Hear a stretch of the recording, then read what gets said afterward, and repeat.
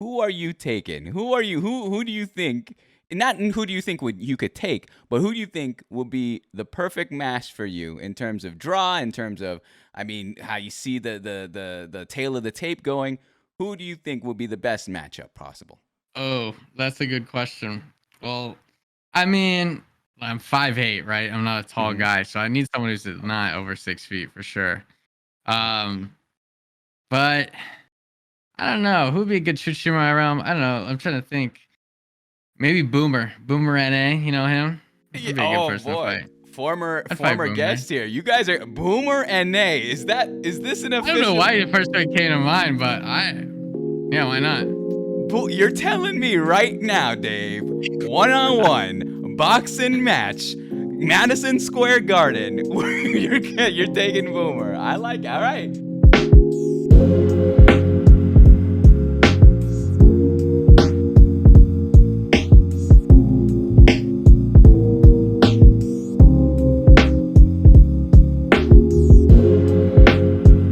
All There we right. go, ladies and gentlemen.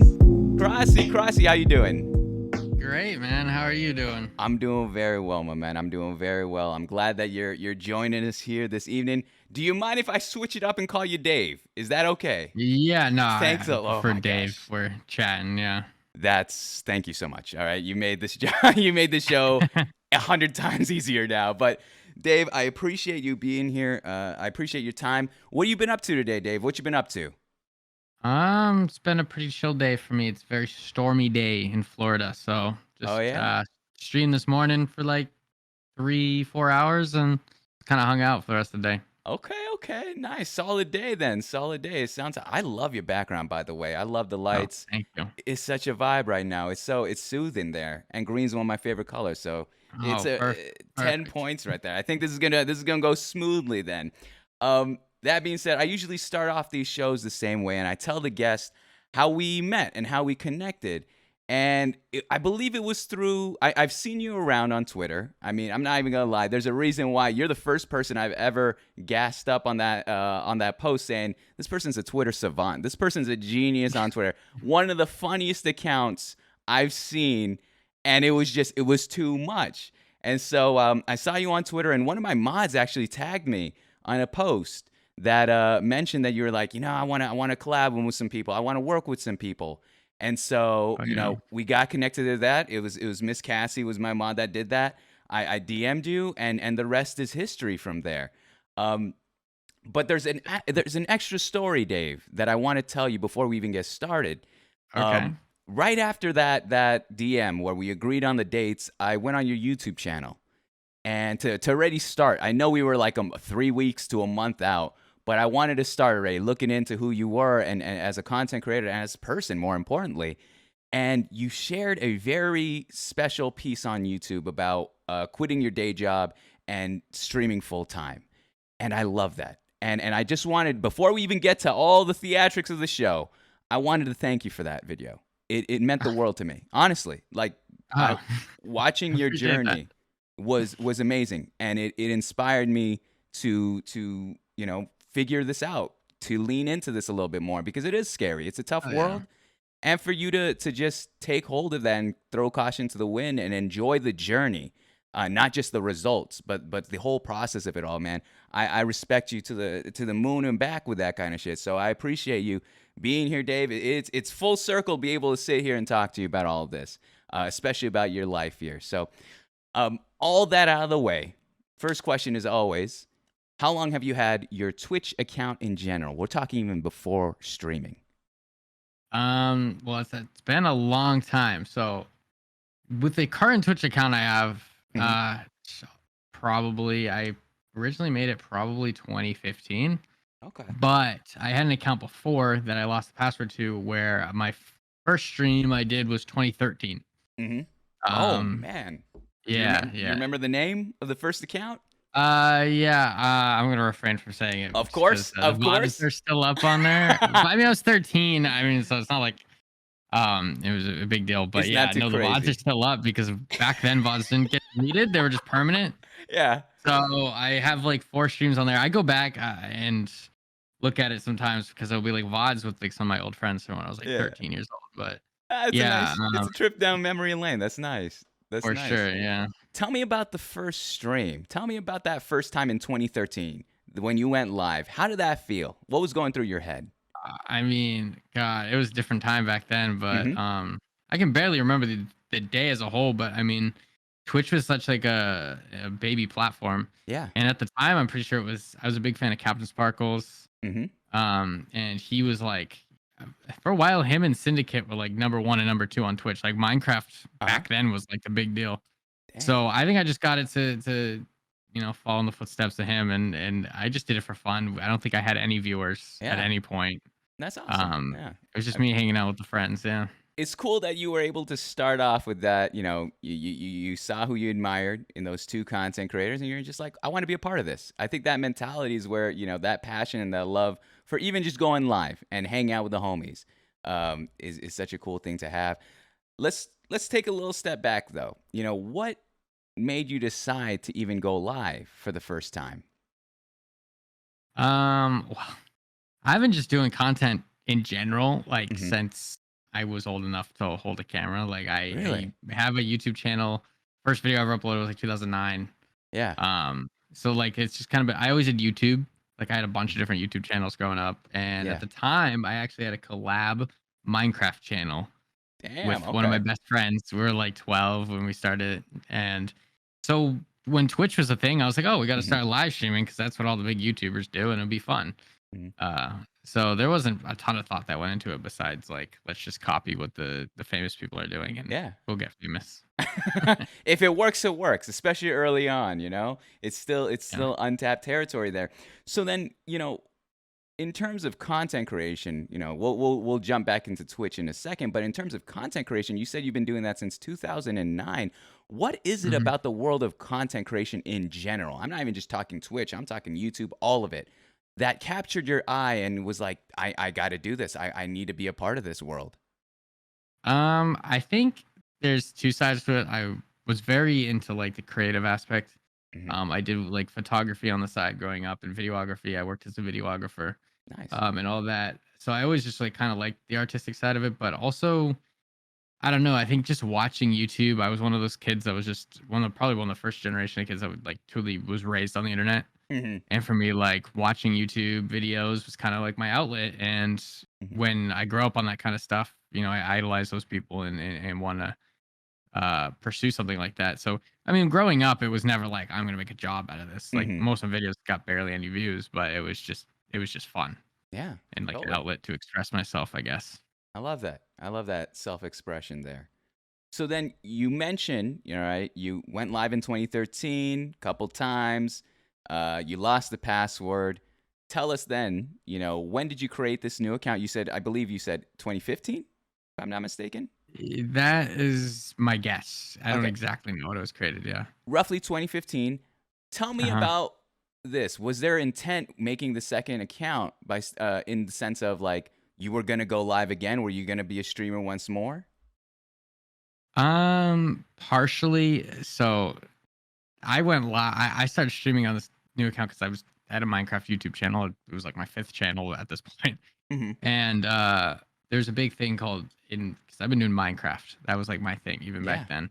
And there's things called Minecraft UHCs, which are like these big battle royale, basically Minecraft events. And there was like a Hmm. big deal.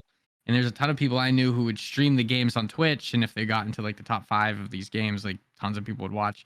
So Wow. there's a part of me where I wanted to make it my job. I was also like 15, so it's not like Hmm. I really thought much of it. I wasn't thinking about getting a job or money much. Um, but I had friends that were semi successful, and back then Twitch affiliate didn't exist, so there was the only way you were making money is if you got Twitch partner, which at the time it wasn't even set. I think it was about 500 viewers average when it Yeesh. was rolling out. Yeah, so it Yeah. wasn't a realistic. It was kind of like, oh my god, like it's like right now, like oh, what if I get the 1 million sub play button? It's like Hmm. a really far out there thing.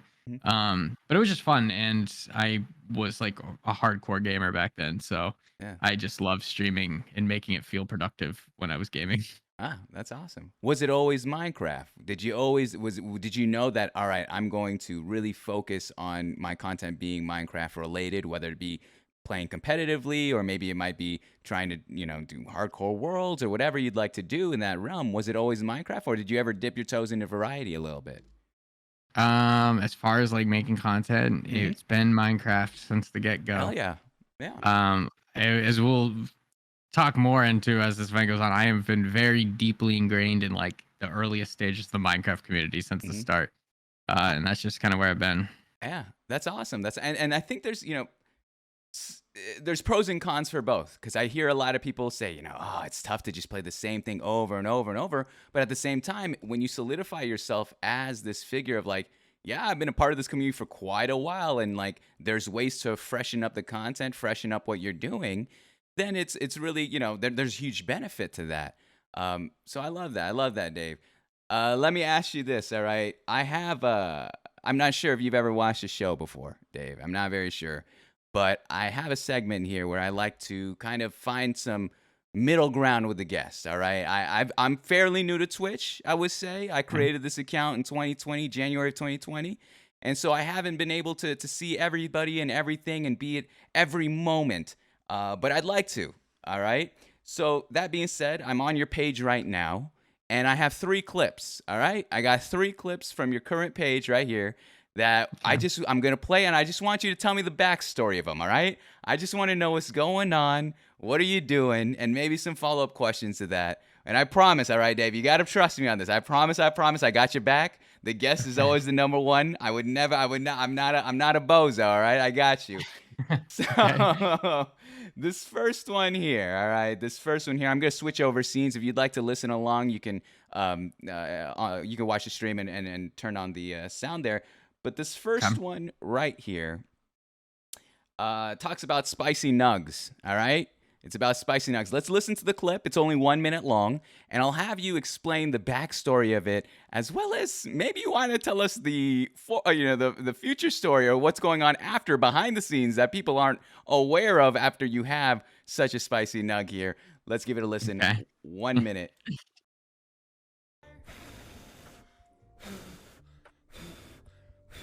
Okay. Oh, that hits you right away. Holy shit.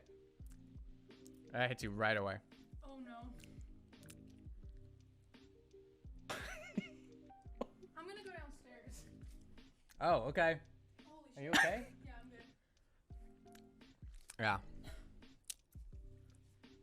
Yeah. It's 18 million Scoville. Yeah, it's just like there. Holy fuck. It's just there. Yeah. I feel like it's almost better to just ride the heat wave, Yeah. you know? And just let it reside. I'm salivating very hard right now. I'm gonna be drooling like a dog. Ooh. That's just pain. Yeah, man. Pretty good though. Don't. Goes in for another one at the end of it. 18 million Scoville. What is going on in this clip? How did you get this nug? Spill the tea. What's the story behind this clip? Okay, so that's actually that's a good clip. So there's this company called Nugs, right? And they make plant-based nuggets, and I don't eat meat, so Okay. I just like I reached out to them one day on Twitter, Instagram, whatever, Mm-hmm. and whoever runs their social media is just like we're just cool. Like we've DM'd back and forth. That's it. I'm not sponsored or anything. And one day they did this promotional run, which Nugs mostly sponsors like celebrities and stuff, but they managed to, like, whoever ran there squeezed me in to get this like promo thing they did where they made a super ultra spicy 18 million Scoville nugget where I had to wear latex gloves to not on my hands and stuff when I ate it. And they mailed it out to me, and I didn't get paid to do it or anything. They just said, Yeah. "Hey, do you want us to send you this?" And I was like, "That looks like content," so I'm taking it. And I've always been big into spicy food. So I was like, "Yeah, hell yeah!" And they gave me this little box. It was full of dry ice to keep it cold. It was just a little bag with a couple like suction dried nuggets that I had to air fry, and Mhm. they were hot. Yeah, 18 million Scoville. It was kind of ridiculous. How I had to sign a badly? waiver and stuff. What? A waiver? Did you have to make a will at this point? What in the world? They make you. I mean, it makes sense why they don't want liability, but man, I gotta ask. Yeah. You went in for 2 bites. Did you finish that nug? Oh, I did not finish the Oh, nugget. No, thank the it was Lord. like it was one of those things where like I took a bite and it just was like pain, and I was masking it pretty good because I was just Yeah. like keeping calm because whatever. And then I was like, I'm already in so deep. Take another bite would be funny. And But I don't know. how funny was it to you, Dave? How funny was that second bite to you? Did you feel it I mean, extra? at that point, like just the tiniest drop of whatever sauce they put on that is, I was already in too deep. It didn't. I Mhm. don't think the second bite made a huge difference. Um, I just thought it'd be funny to do, but yeah, no, that was a fun thing, and the spiciest thing I ever ate. It was Yeah. pretty rough, especially later on. Like it lingered in my mouth for probably an hour or so. An At least. hour. And you gotta I will, I mean, TMI kind of information. How was the, the movement after that? How was Oh the no, then that's where that was the next day was rough for sure, for sure. Yes, yes. I could not imagine an hour of pain. You got to deal with that the next day. That is that is a deal, but that's a plan your next day. All right, that already dictates that. Oh, next day I'm not doing anything. All right, I got to recover. I'm having a recovery stream with that. Damn, but it looked tasty. I'm not gonna lie, it looked kind of tasty. Oh my goodness. You couldn't even taste it at that point. It's just pain. That's just pure heat. That's just pure oil extract right there. They're going in for the kill. That's the first clip, all right, Dave? That's the first clip. Okay. Easy, right? There's not. Easy. It can't be Yeah, that nothing bad. How bad I can don't have it any get? bad clips. It's fine. Hey, we'll see. Oh, let's see here. Let's see this next one. This next clip. It says she messes my Oh. man's hair up. LOL. And I just, I just want to understand what's going on here. All right, I want to understand. I know, especially during COVID, during the height of the pandemic, we all were down bad for a haircut. All right, we were all down bad for something. But let's see this cut, and I would love to know the backstory about it as well as how it ended up when you all finished out this stream here. All right, let's give it a listen. 28 seconds long here. All right, let's go. Wait. What's up, Ray? The way that it looks in the back right now. Oh God. Just turn around. Oh God. Does it look? Did you fuck it up? Oh, did you fuck it up? Oh. It looks so stupid. She fucked your shit up. Dude, I knew. Turn around. Chat's just gonna. Yes. Yo, it's. dude. That's business in the front, not even a party in the back. What was going on here, Dave? What was going on here in this clip? Oh, so my girlfriend, who's in that clip, Angie, she actually, ever since the pandemic started, every haircut she's given me. Okay. In this clip, I just think right there, like she didn't cut the top of my hair yet, so the back was still super long. So the way it just hangs, it just yeah, it looks pretty bad. And the worst part about this clip is I couldn't see what was going on. So I turn around and I look at chat, and chat's freaking out, and I'm like, Yeah. oh no. Because I don't think this was the first haircut she gave me, but still every time I'm like, oh boy. Yeah. It looks like this right here could be the front. Like this, it's not bad, but as the back, it's like, all right, something's gotta give there.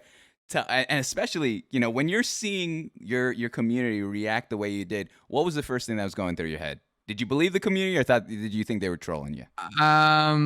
I couldn't tell, to be honest, but a part of me was just ready for I'm letting my girlfriend do my haircut. If she messes it up, at this point I was like, I'm not going outside. I wear a hat all this time anyways. I was like, it'll be funny at least.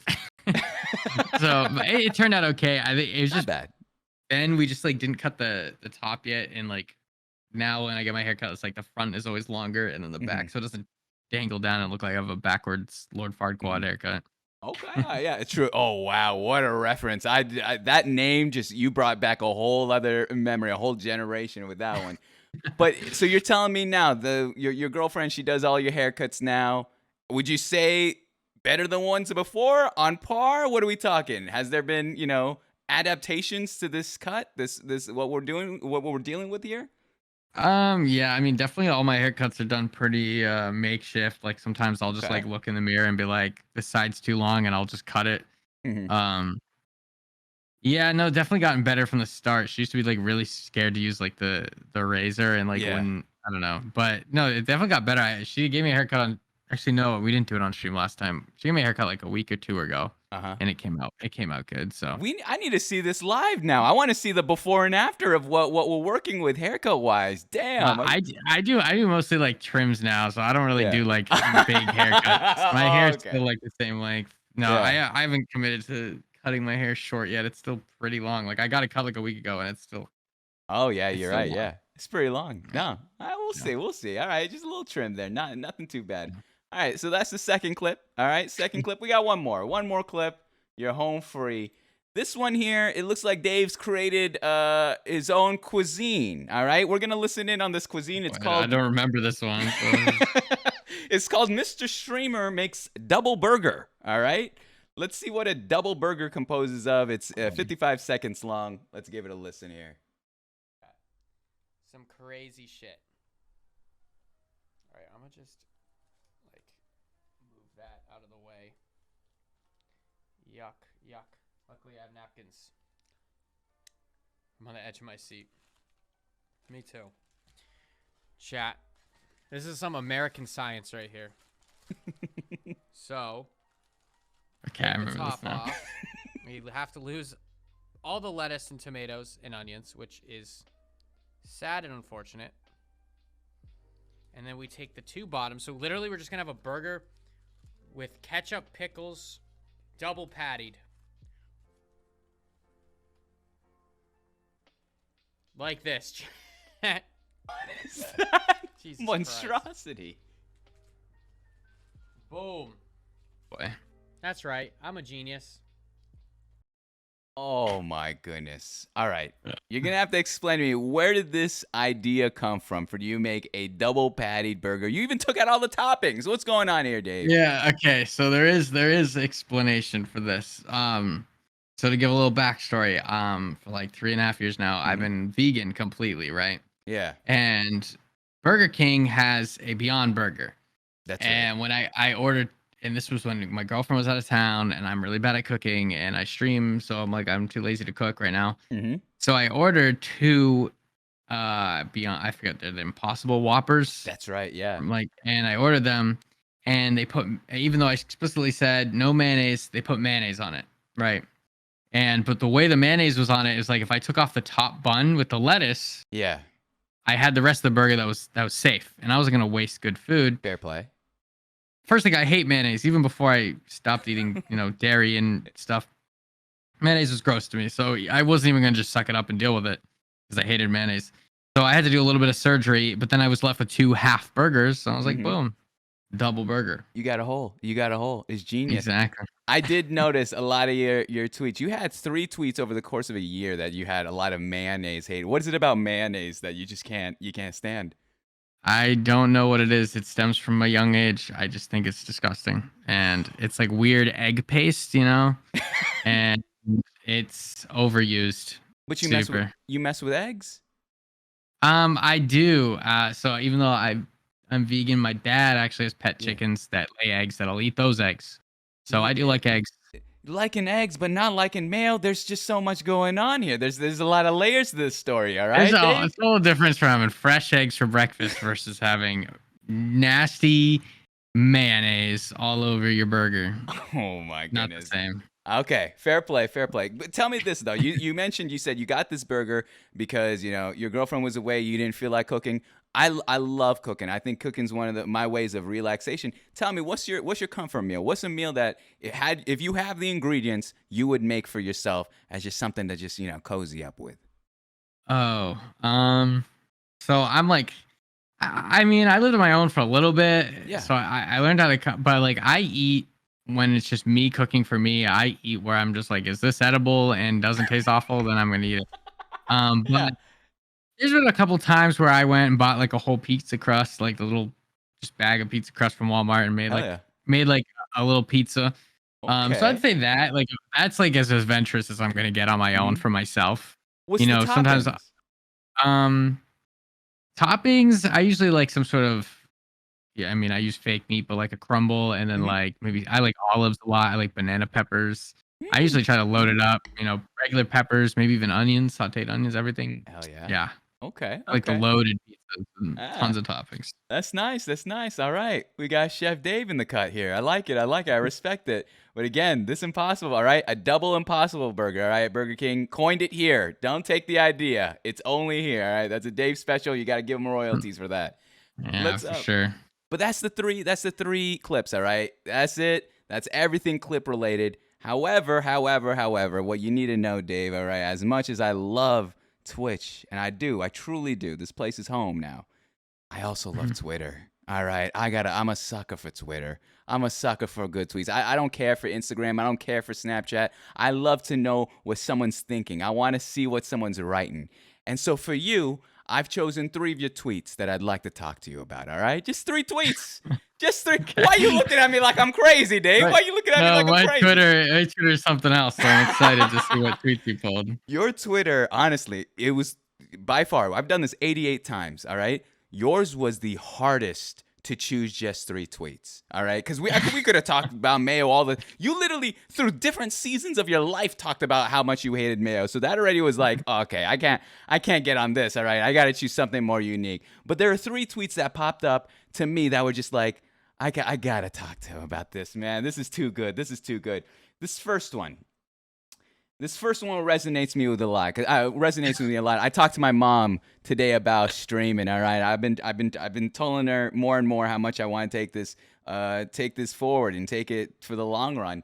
And this tweet could not speak more volumes. And it reads here again. It was at 2:14 p.m. October 7th, 2020. And it reads, "Explaining my career to old people is too hard, so I just tell them I do porn."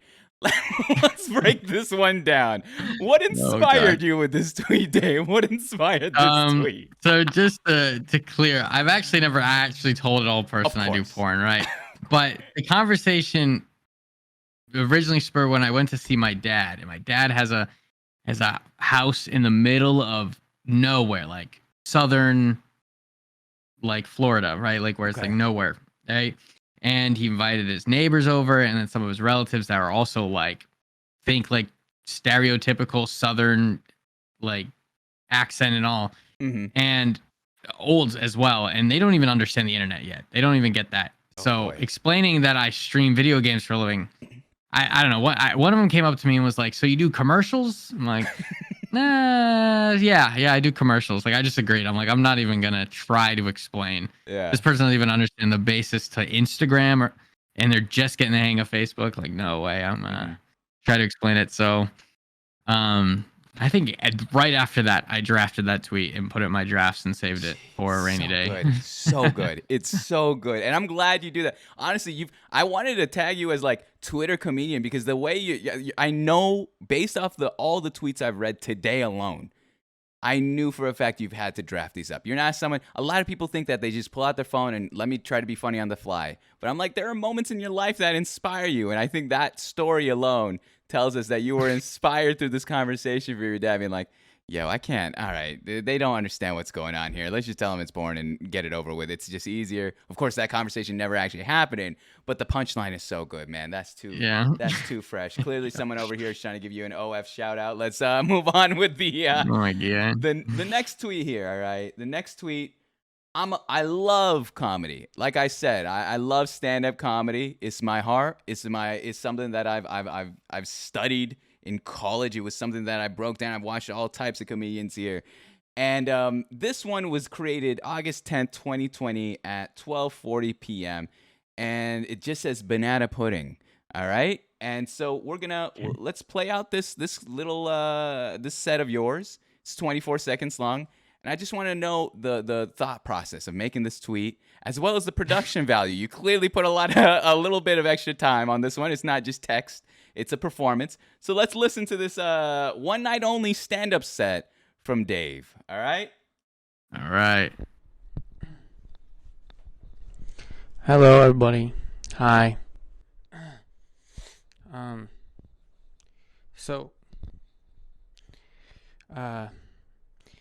What's the deal with banana pudding? Where am I putting the banana? I'll be here all night, everybody. Thank you.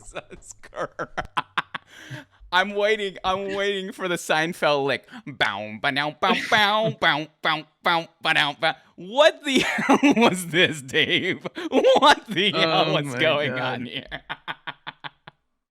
I wish I could really tell you the full thought process, but there was a while for a couple streams I had my webcam Yeah. because after I bought like an actual DSLR for my camera, I had a webcam left over, and I have like a full photography setup, backdrop studio Mm-hmm. thing set up to the left of me here. And then I bought a green screen for it. And there was one stream, I think the original thing was I was doing Minecraft Championship. Yeah. And for the intro of the stream, I like the backdrop I changed to like the stage where the champions sit, and I did like a whole introduction. And while I still had it set up, I was like messing around. So I just filmed that in OBS, changed the green screen to something. I had the webcam on a tripod hooked up to my computer, and I don't know why I like it was just one of those things where I had a really stupid joke, but like I couldn't fit it into a tweet where it'd be funny. And I was like, this is so corny that I'm just gonna make it. I don't know. I wish I could tell you. My brain works in mysterious ways sometimes. But the thing is, it's genius, Dave. This can legitimately be a running bit. You could even read your tweets and just be behind this. If you put like a brick wall too, you had the microphone and everything. Like the inner comedian in me, I was dying. Not just because the joke itself, it was, it's out of irony. You know what you're doing. I understand. But the setup is what got me. And I was like, holy shit, this is fucking brutal. This is I need to like retweet that because that was back when I had like maybe a tenth of the following I have now. So oh, this would go crazy, man. This would do its numbers right there. It was a beautiful tweet. I'm curious where everyone's gonna put what they're gonna think of where to put the banana there. All right, that should be the question there. That's that Twitter interaction we're all looking for there. But the last one here, all right, the last one. I it's something controversial in the sense of, it came back recently, and this tweet you wrote at 5 p.m. July 24th, 2020, it says, we need to bring back YouTube boxing, except Twitch boxing, streamed live. Imagine the cash. Who's trying to fight me? All right. We saw that there was a TikTok, YouTube, collab fight fest, whatever was happening a couple weekends ago. But my question is this, Dave. My question is this, all right? You're in the ring, all right? You ready? You're in the prime physique of your life. You're ready to go. Who are you taking? Who do you think, not who do you think you could take, but who do you think will be the perfect match for you in terms of draw, in terms of, how you see the tail of the tape going? Who do you think will be the best matchup possible? oh, that's a good question. Well, I'm 5'8", right? I'm not a tall guy, so I need someone who's not over 6 feet for sure. But I don't know who'd be a good shoot shooter around. I don't know. I'm trying to think. Maybe Boomer NA. You know him? He'd be a good person to fight. Former I'd fight Boomer. guest here. You guys are Boomer and Nay. Is this an official? I don't know why the first one came to mind, but yeah, why not? You're telling me right now, Dave, 1-on-1 boxing match, Madison Square Garden. You're taking Boomer. I like. All right, interesting choice. Choice. Little lore in my life. I used to do boxing training for 2 years when I was like 13 or 14 maybe. What? Random, but yeah. How did you even get into that? What was at what point in your life when you were 13, 14 when you're like, you know what? I'm going to boxing. We had a close family friend, and you can Google him. His name's Paul Doyle. He's old. He's an old man now, but he was like medium or heavyweight champion for like the U.S. The U.S. military has like a boxing thing, and he was like a close family friend and coworker with one of my uncles. And I don't know where it came from. I showed interest at boxing at some point, and then he was like, "Well, we know this boxing guy that will train you." And so like I would go to his house every once in a while, and I'd do jumping jacks and practice. We'd hit the punching bag and stuff. I don't know. It was really random, but I did it for like maybe a year or two. Do not mess with Dave. That's what I'm hearing. All right, you know how to square up. You know how to throw down there. Also, a note: you're 5'8". You're still taller than me, my man. All right, you still got a couple. I'm 5'6". All right, bro. I made a crucial mistake telling my height when I first started streaming, and it's haunted Oh me yeah. since. It's so bad. It's so bad. hmm That is the largest water bottle in the wait. What is it? What did you just bust out there? This is What my the chug jug. Yeah. What the? You can't just pull that shit on me, my man. I thought I was. Yeah, I I got forget nervous. that I got it sometimes. Every time I pull it on stream, someone new in chat's like, "What is that?" No, I just I stream for a long time. Got to keep that 2-liter water bottle on me at all times. Two Keep hydrated. liters? Yo, you finished that in a whole day? Is that like your whole day's worth of water? I mean, I was trying to. I don't think I actually drink the whole thing in a day, but I try to fill this up and just. It's just that I always have water with me at all times, so I don't have an excuse not to drink it. Fair play, fair play. I like that. That's a dope water bottle, though. That's a very dope water bottle. But Dave, that's all the clips. All right, that's all the clips. That's all the tweets. That's literally the hardest part of the show, in my opinion, for the guests. If they can survive that, the rest of the show is a breeze. All right, because literally you're talking about what you know best here. All right, that's the only improv there. But I'm gonna ask you some introspective questions about your time on Twitch, and then we'll lean into your life story. All right? For sure, I'm done. Let's go. So the first question I have about your time here on this platform is, what have you learned about yourself through streaming? Learned about myself through streaming. I feel like a lot. It's hard to really pinpoint, but Yeah. I think that one thing that I learned is, and something I always constantly remind myself is like, if I truly believe that like no one really knows what they're doing, you know what I mean? Like anyone in this world. So like, because I quit my job cold turkey, just stopped showing up. I didn't even like tell my boss I quit. I just stopped going, right? Yeah. And I started streaming, and like I see all these super big people on Twitch, and I'm like, I'm coming from nothing to stream. And I feel like there's an intimidation factor when you compare yourself to others. Like, look at this guy. He knows he's got his shit together. He's smarter. He's more educated in this field than I am. Mm-hmm. And when I just went the approach where I look at everyone and I go, they don't know what they're doing, really. Like, might have a grasp on their job or kind of, but like everyone is just like me. You know what I mean? Like, none of these big famous people are special. You know what I mean? Yeah. And so one thing I learned about myself is like, I feel like anyone is kind of capable of anything as long as you put your mind to it. So yeah. I love that. But see, the footnote that you put at the very end of that, as long as you put your mind to it, I think is the part where most ignore and or are not fully aware. Because it's like, yeah, I agree with you. Anyone can do this. Go live, create content, this and that. But the putting your mind to it, committing to your craft and trying to work on it and improve and whatever, I think is the part a lot of people kind of overlook. And I'm sure, and we'll find out today, the work that you've put behind the scenes in your life, whether it be in this specific vocation or in general, the hours put in, the stuff that had to happen to or occur. Maybe it might even be luck, some can say, in terms of connections and people that you met, where it's like one thing over comes to the next, and trying to capture that moment and create something of it. But I fully agree with you. I think content creators are put onto this pedestal by default because of them being on media, being on the screen, being, the lights, camera, actions are on them. But when you strip that all away and you humanize them, I think you really are able to say, you know what, I think I can do this. And it's going to be awesome to hear you're part of that story there. Dave, how would you describe your streaming style? My style?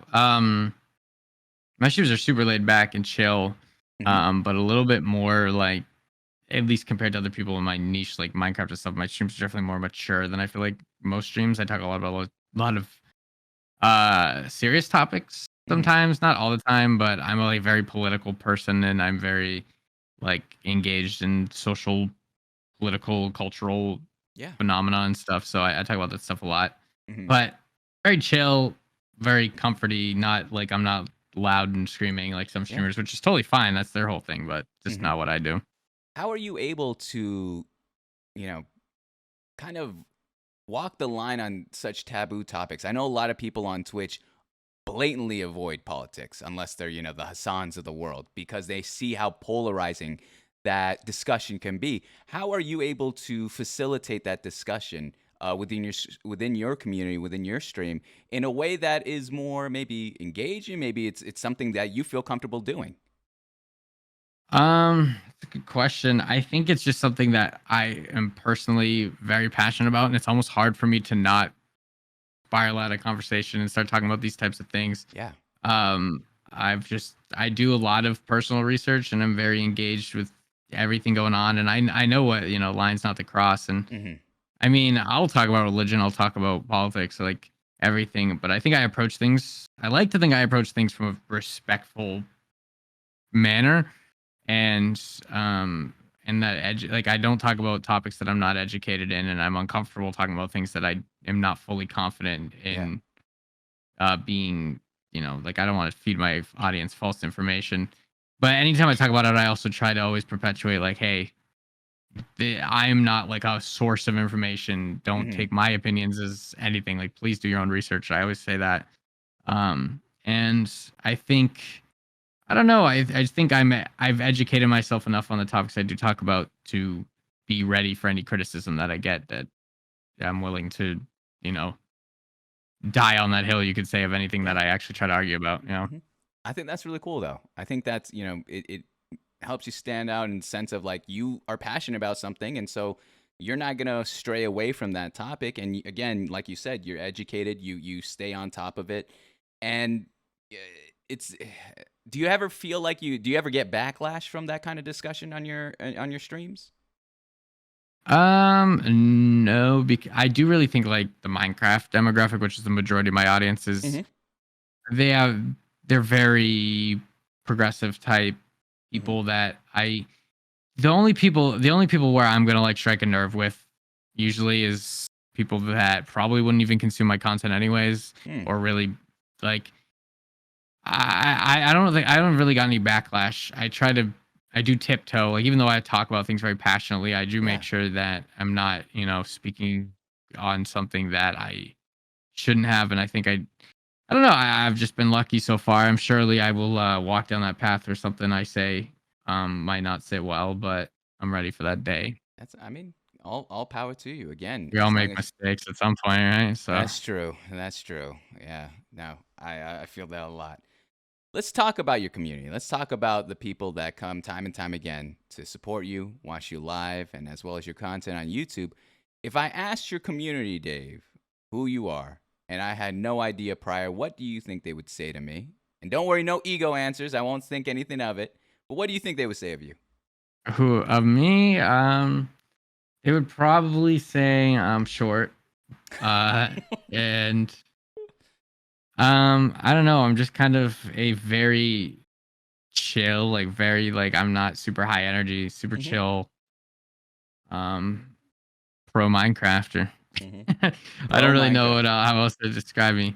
I like it. Um, yeah, I mean, I kind of joke about the pro Minecrafter, obviously not pro, but Again, an OG. I'm gonna give you. I mean, how depends how you define pro. There, someone here says Mort from Madagascar. But how do you uh, handle? Okay, I'm gonna do a little self service here. All right, Dave. How do you handle the mhm. short comments? All right. How do you just between you and I, no one else is watching. How do you deal with the from one short king to another? How do you deal with it? All right. um, well, it's like at first it caught me off guard. I was like, because my whole life I wasn't 5'8". It's not really short. You walk around, no one's Yeah. looking at you, and be like, well, that's a short guy. Yeah. The internet, on the other hand, even though 14.5% of adult males are over 6 feet, somehow that's the standard. No, I Truth. kind of just ran with it because I realized that like I don't really care. I'm very comfortable with my height. I'm very happy Hmm. with who I am. So, um, once I got past the initial like, okay, I'm not short, guys. Like, chill out. I kind of just make it a running gag. Yeah. I've made multiple tweets in the past. I'm assuming that you went that far in my tweets. I've made Oh multiple yeah. tweets like, I'm not short, guys. Like, come on, because I, I know people are gonna reply and go, "You're short," or like, "I'm 12 years old and I'm 6'5". Like, that's so embarrassing for you, yeah. or whatever they say. But yeah.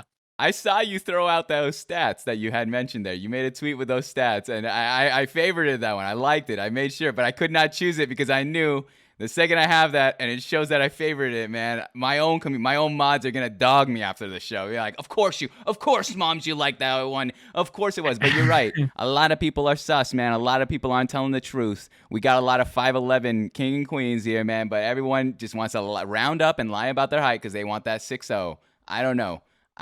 Crazy. It's a shame. Crazy. I like the weather down here. I'll be honest with you. All right, it's a little cooler. It's a little calm collective. Airplanes, super comfortable. Like great.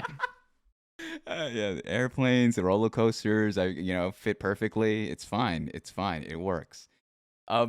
Let's flip the question on them. All right, let's flip the question on them. Since they were able to define you, how would you describe your community to me? If I showed up to your stream and I said, "Yo, Dave, tell me about the lovely faces that are all in between me here in the chat," what would you say of your community?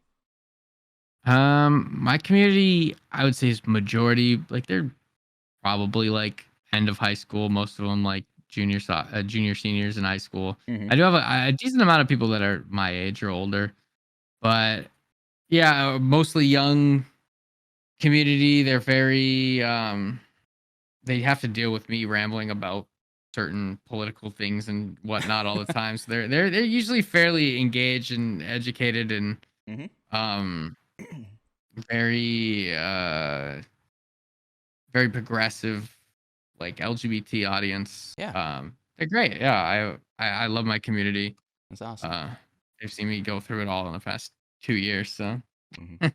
That's awesome. Have you, in terms of what they've seen, what do you think has been the biggest change within your community of the 2 years you've said?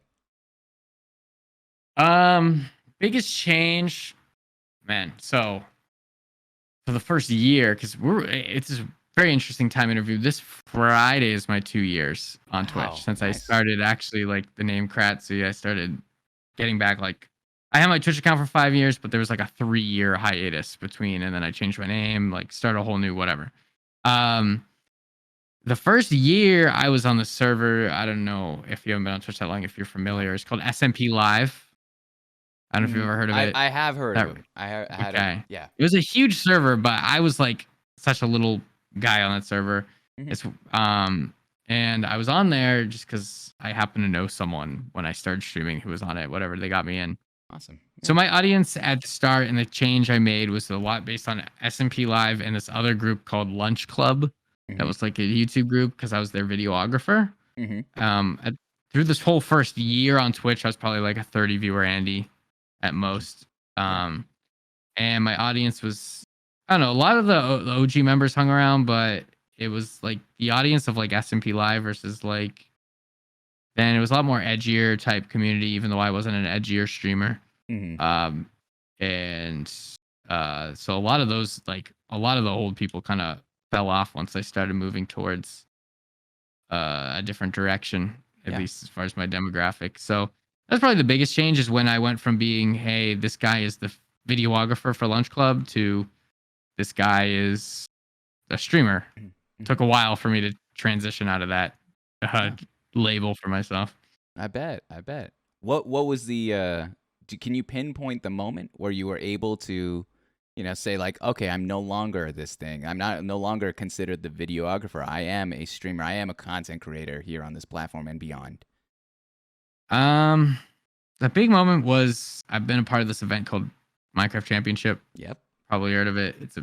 I've been very lucky that I got in at the very beginning.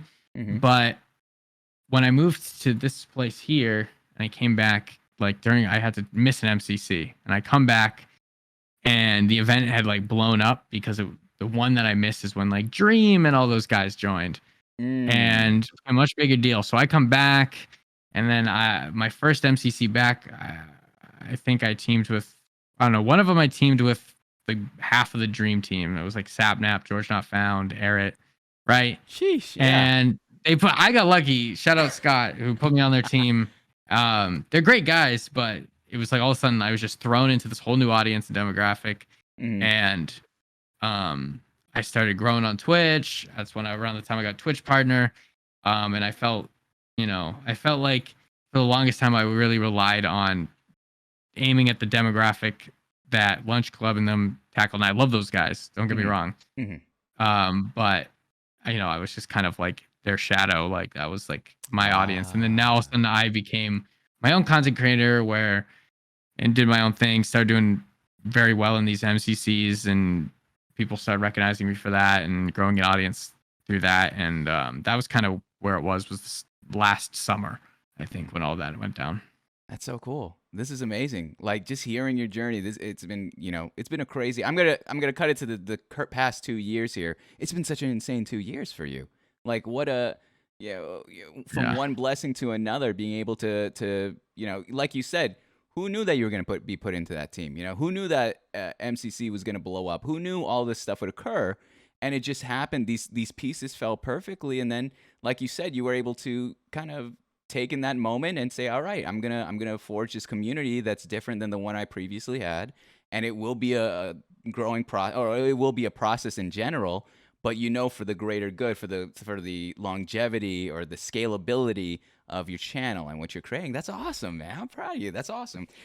Let me ask this. You're gonna celebrate 2 years this Friday. Give me a memory in this past 2 years, all right, that you still look back fondly, that you're like, oh man, that was the good old days, man. That was an awesome moment in my time here on this platform, and just in general, my experience on Twitch. Okay, so if it's a Twitch specific memory, I would say Okay, yeah. probably my most fond memory. I mean, honestly, was when I joined a Minecraft Championship. It was the very first event, and I won. It's the only time I won, and they give you this trophy What? when you win the event. You have a coin, right? The No. Minecraft Championship victory coin. And like when I joined, I knew it was something special, and Yeah.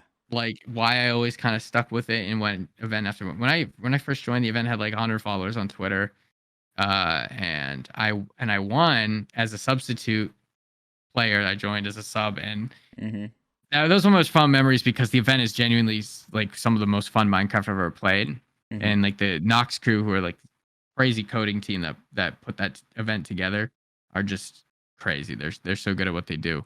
So that was probably the most fun because that was the first time where I was like thrown into a ring with like people I used to know, like Vicstar, and I think Captain Sparkles was even in the first one.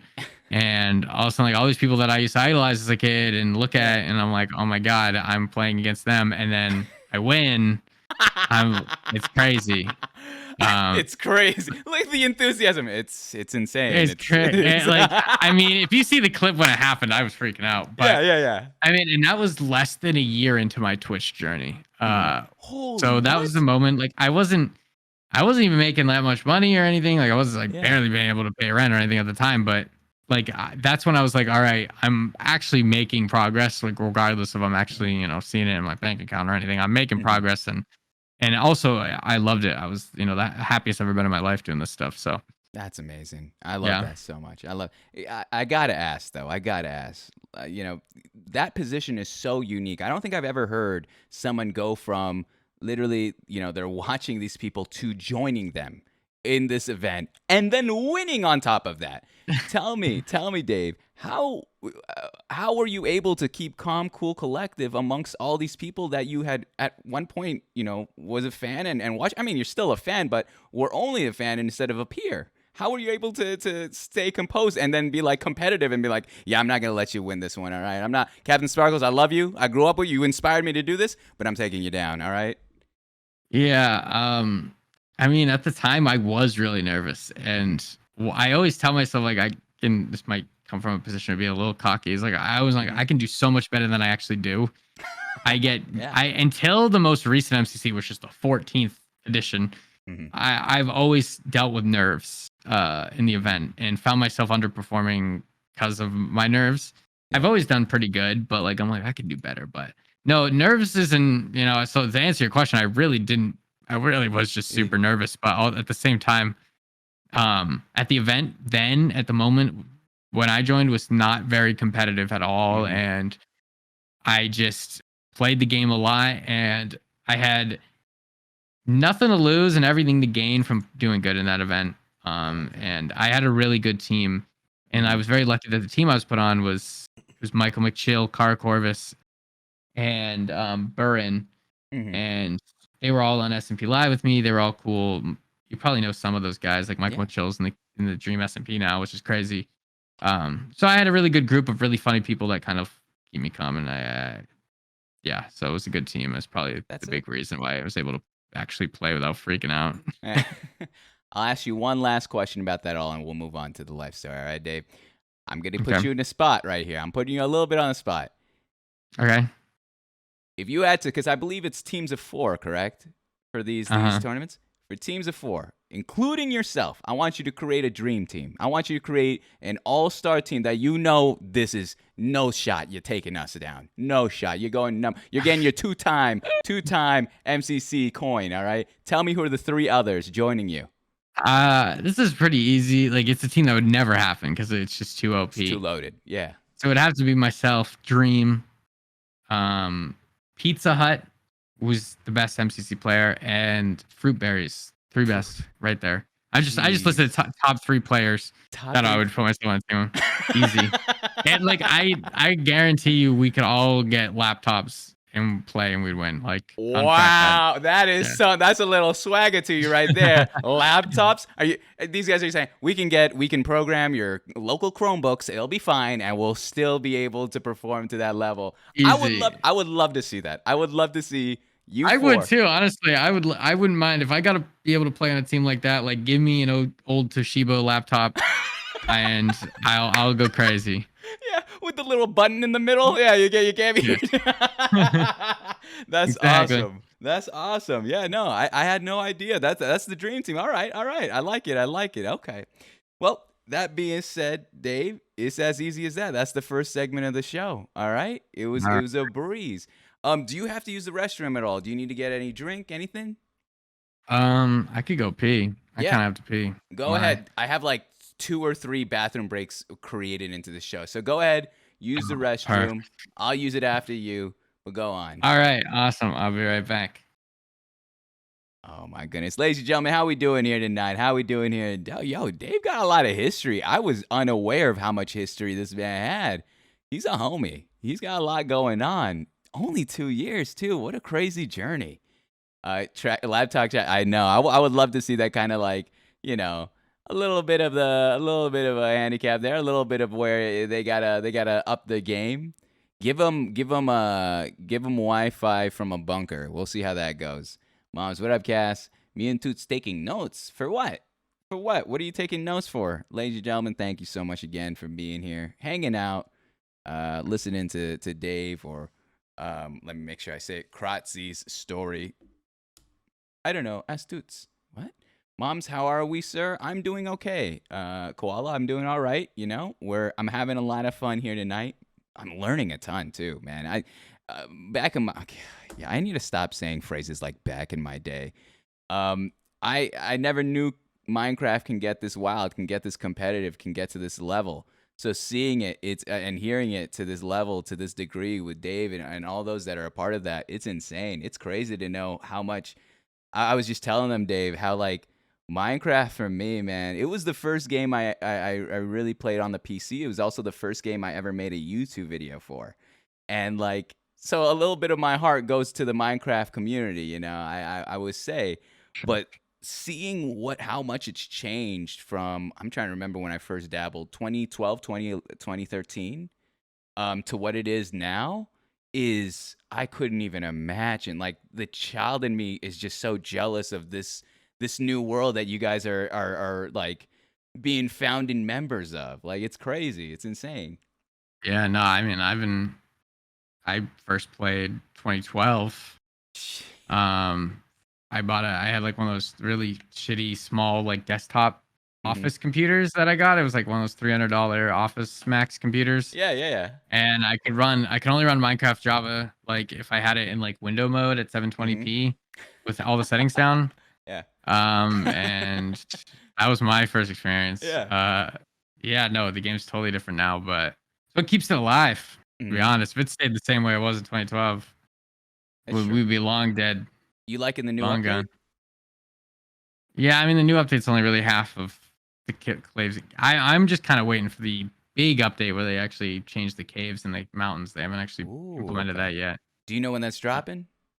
I think they said November, hopefully Okay. October, November. So Alright. So we'll let you mess they around they with split whatever. it into 2 halves of an Hmm. update. So the latest one's cool, but it's like, It's you no know, caves, it's no it's no mountains. one. It's not like as big as like when 1.16 dropped. Like that Mhm. changed the game. 1.14 changed the game, but Damn, yeah. damn, damn, damn. But Dave, I'm gonna use the restroom real quick. I'll be back in like 1 minute. Again, I know I said don't look at the chat, but this is a time if you'd like to. You don't have to. You can just keep Okay. chugging your water, do whatever you got to do. Mhm. But I'll be back in 1 minute. All right. All right. Sounds good. Chat. What's up? It's just you and I now. It's like I'm streaming, but it's not me streaming. Ugh. I've been drinking this drink. It's sangria, I think. Pretty good. 14% alcohol though, so be careful. Don't drink under the age of 21, chat. What's up, everybody? I have to drink to do interviews because I have social anxiety. But love you guys. You're great. People, hey, what's up, everybody? I see Kolga, I see Pencil, I see Kira, I see a lot of people. Lemonly, Faye. I see you guys. What's up? Tasty, but well, what I did is I mixed it, right? I made a fucking concoction, right? I mixed sangria like halfway, and then I put like 2 shots of vodka and then the rest of the lemonade. Yeah, so finish that. Lemon tea. Then I called you Lemon Lee. No, chat. Don't take notes on this. 2 shots of vodka. Yeah. Boop, boop, boop, boop, boop. Sweet as hell, but I like sweet. I got sugar tooth. For real. Hope you guys are enjoying this interview. This is great. This show's great. You guys should follow. If you guys are from my community and haven't followed, you definitely should. It's great. Mom's is great. Very professional.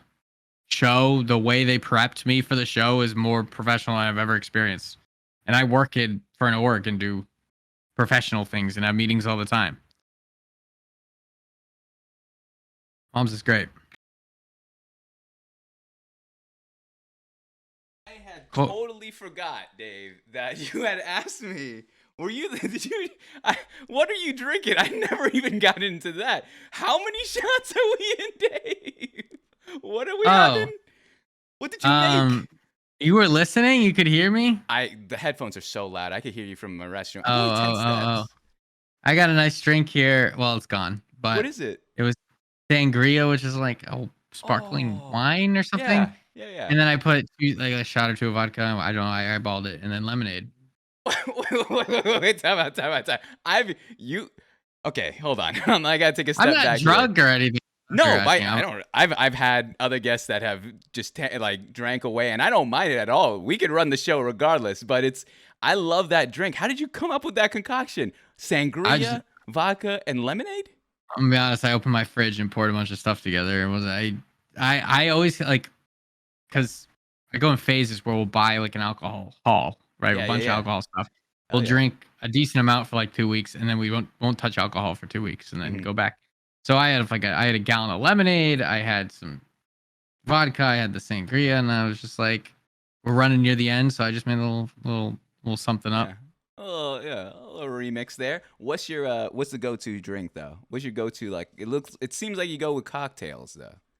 Yeah, I'm a big cocktail person. I mean, I buy like Okay. Trulies and stuff. I Nice. avoid beer because beer's just Same. like Mhm. kind of gross, but also it's just like not good for you. There's no real pros to beer. Mhm. Not that Truly seltzers are good for you, but they have much less calories and less carby than beer. But yeah, I do Truth. cocktails. So I'll just I usually buy vodka, and then I mean vodka and lemonade is always held it down for me. Orange juice maybe. Ooh, okay, screwdriver. I see you. You don't mess. Do you Yeah. mess with gin at all, or is that's too? I think I just moved out before I still don't know much about alcohol. So Mhm. like buying something like gin or like whiskey is like scary because I'm Fair like, play. what if I hate it? Then I got this giant bottle of hard alcohol that I do. Man. See, now that I'm a believer in gin. There's something about gin that just it It's gonna sound like a problem when I say this, but I promise, bear with me. It tastes like Christmas. Like it smells like if I say it tastes like Christmas, that's a cry for help. So I need, I need to take a step back. It's that pine smell I love, and it's like Yeah, yeah, I got you, you. you don't get too much of like if you drink tequila, that comes off the breath. Like people could smell it. It's too much. But I think gin gives you that clean, like, yo, I can, all right, I can hang still. I'm not too sloppy. People, it's not too obvious that I'm a bit woozy, turned up, buzzed, whatever you want to use. But hell yeah, I did not realize you made yourself a damn drink. That's a triple stack shot with sangria and lemonade. That sounds nice. I need to try. Was it good? Was it good though? Yeah, it was great. Yeah, no, I just got that Irish tolerance, so I Mhm. barely feel it, but it kills the nerves that I get. The Irish tolerant. You and Draggy both, all right? That man also Oh, drinking dirty dragging. shit. I love it. I love it. Dave, we're gonna move into the heart of the show. All right. It's the reason Okay. why I do this. It's why I love this show so much. And it's the life story segment. Now, before we even get started, I always tell the guests as well as the audience that's watching live here on Twitch or in the future on YouTube that for anyone to at any time, anywhere, to share their life story is a gift, and it's something that should be respected and honored to the highest degree. This is something I've been doing since I was in college, and it's something that's always been close to my heart, and I love this so much. These kind of conversations. I mean, anyone can take that PDF I sent you, and they could try to copy this show, but it's one of those things where it's like I love just freestyling. I love just making this a conversation and learning about your life. And so that being said, it is in my job to try my best to clarify anything and to plate whatever's being said in the simplest of lights that everyone can digest it. And because of that, sometimes I may ask questions that may be too personal, too deep. So I like to tell the guests this: you have complete control of this part of the show. You have complete control of your story. If there's any question, any topic that you don't feel comfortable talking about or getting into too deeply, feel free to either give a non-answer or tell me that, I don't feel comfortable like we did before, and we just move on from there. I want to make sure that you're as comfortable as possible, especially talking about yourself. Is that all good? Understood that? Yeah, I'm an open book, so no Stop worries on it. that part. Dave, stop it. Anyone that said open book, I heard it yesterday and I was like, all right, you got me leaning in. This is my, like, You had Adriana on, right? I I love did. Adriana. I did. She's an icon and gonna be famous one day, but Yeah, I I love believe it. Adriana. Yeah, I believe it. she's She's great. popping off. So let's see here, Dave. All right. The first question, as always, we're going to talk a bit about your family life, you growing up.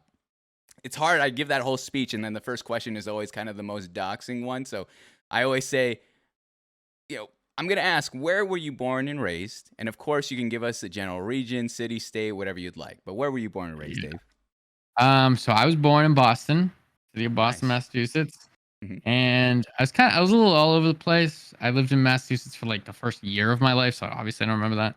Mhm. And then I lived in New Hampshire until I was 8. Mhm. Then, financial crisis, parents get divorced. I move with mom to Massachusetts again.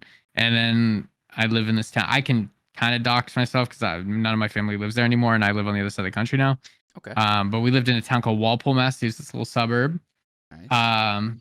And, we were not after my parents got divorced, my mom wasn't like greatest financial situation. We actually lived with my grandparents who were retired. And so my mom got a job at Old Navy. Eventually we were able to get our own condo. Nice. It was kind of weird because we lived, I don't know how familiar you are with like Northeast America, Not too but much. especially in Massachusetts, there's a common phenomenon where there's a lot of old Victorian houses, Mhm. but they'll be split into like multi-family homes. So I lived in a Victorian house, but it was like a 6-family home. And I lived on the Oh. top floor. It was really nice, but that's where the majority of my childhood memories come from. Mhm. From ages 8 to 18. Yeah. I lived there. So I lived as like this lower middle class family living in a very rich town. Wow. Kind of cool. Yeah. Dang. You've been all over the Yeah. place. Sure. And we'll get into a lot of that in a bit, but any siblings, Dave? I do. I have a sister, an older sister. That's it. And you're the youngest there, that of course by default there.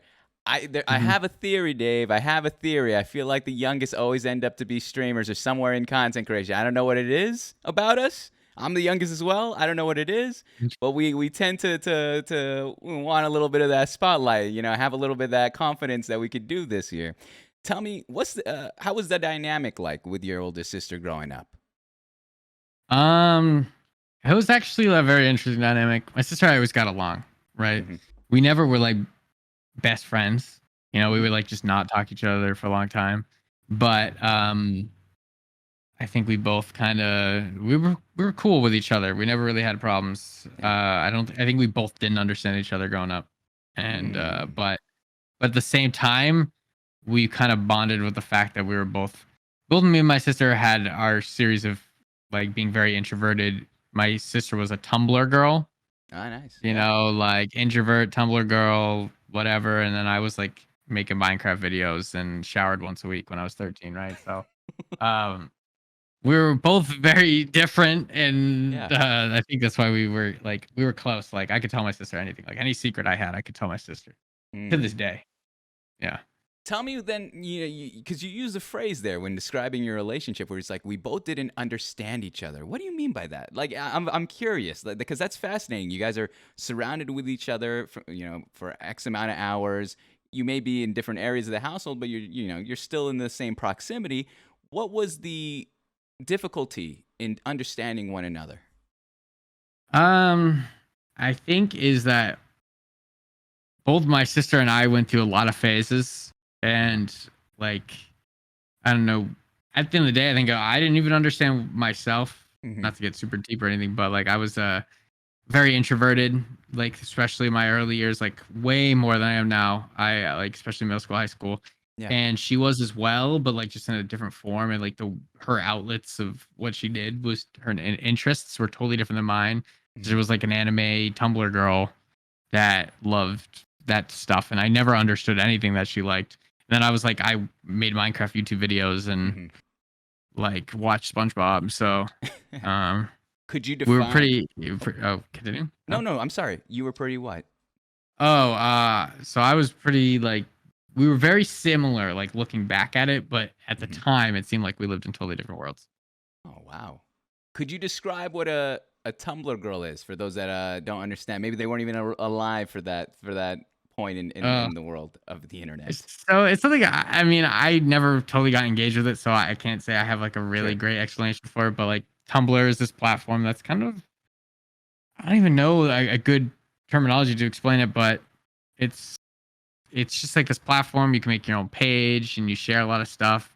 Mhm. But at the time like a lot like that was like where like fandoms and stuff like were the original ones were Mm. like on Tumblr and Yeah. all this stuff. Like my sister was in I don't even know what she was really a part of, but um like if you think of stereotypical like Tumblr girls or like yeah, that was Yeah. her. Yeah, yeah, yeah. No, I'm not even gonna lie. I had a Tumblr at one point. All right, so I think I might have.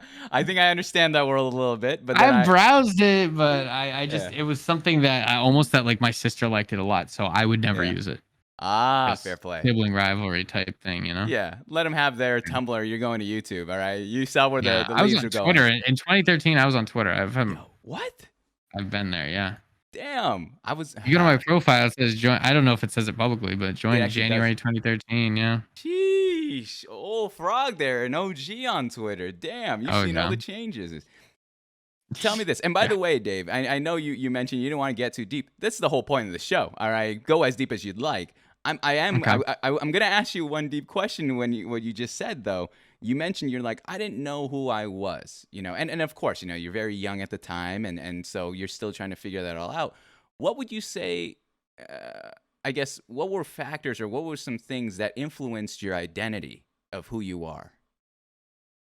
Um, I think I was very independent growing up. Hmm. So at least in the sake of like I didn't know who I was at the time. Like Yeah. I often talk about this on Trip, like until I moved out and like finally like kind of experienced life, like I feel like then I understood like a lot of the problems or anything that was going on as to me as a kid.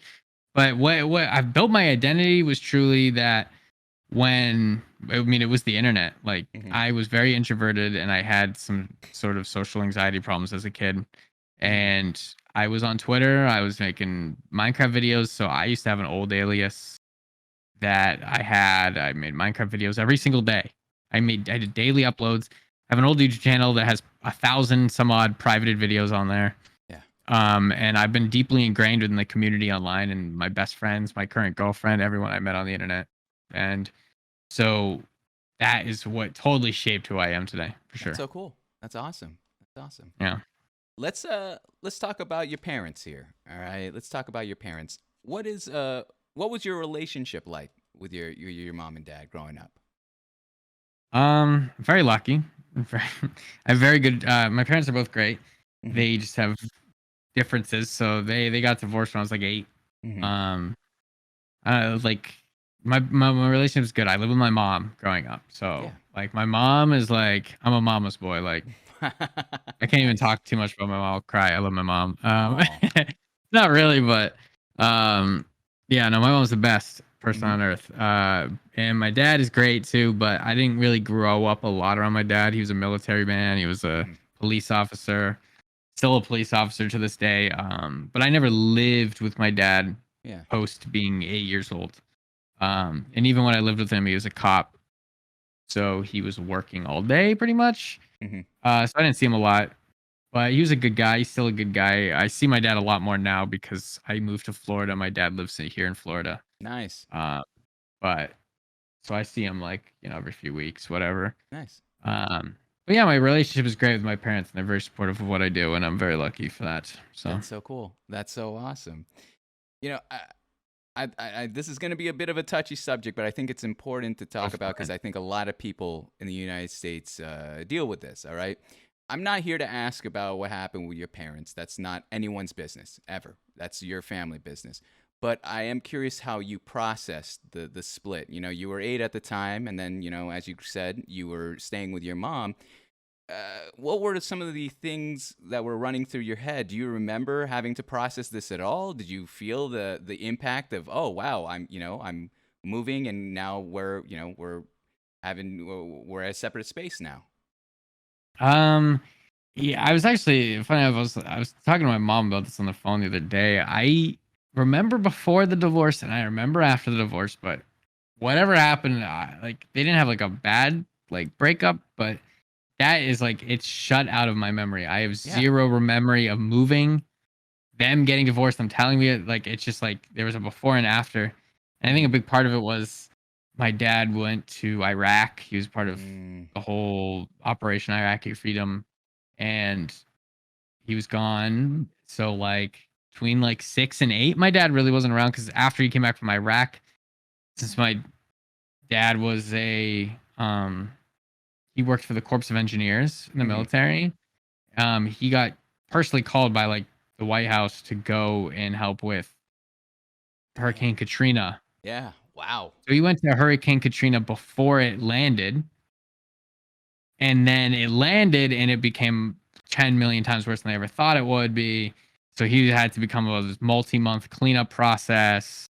And like it was this big deal. It became a major humanitarian issue for Yeah. those who remember Hurricane Katrina. Yeah. So, and that, so my dad really wasn't around. So Mhm. I don't really remember ever living with my dad. And so Mhm. processing the divorce, like for some reason, childhood Dave blanked that out totally. And no matter Yeah. how hard I try to dwell on it, it's just not there. Fair play. Yeah.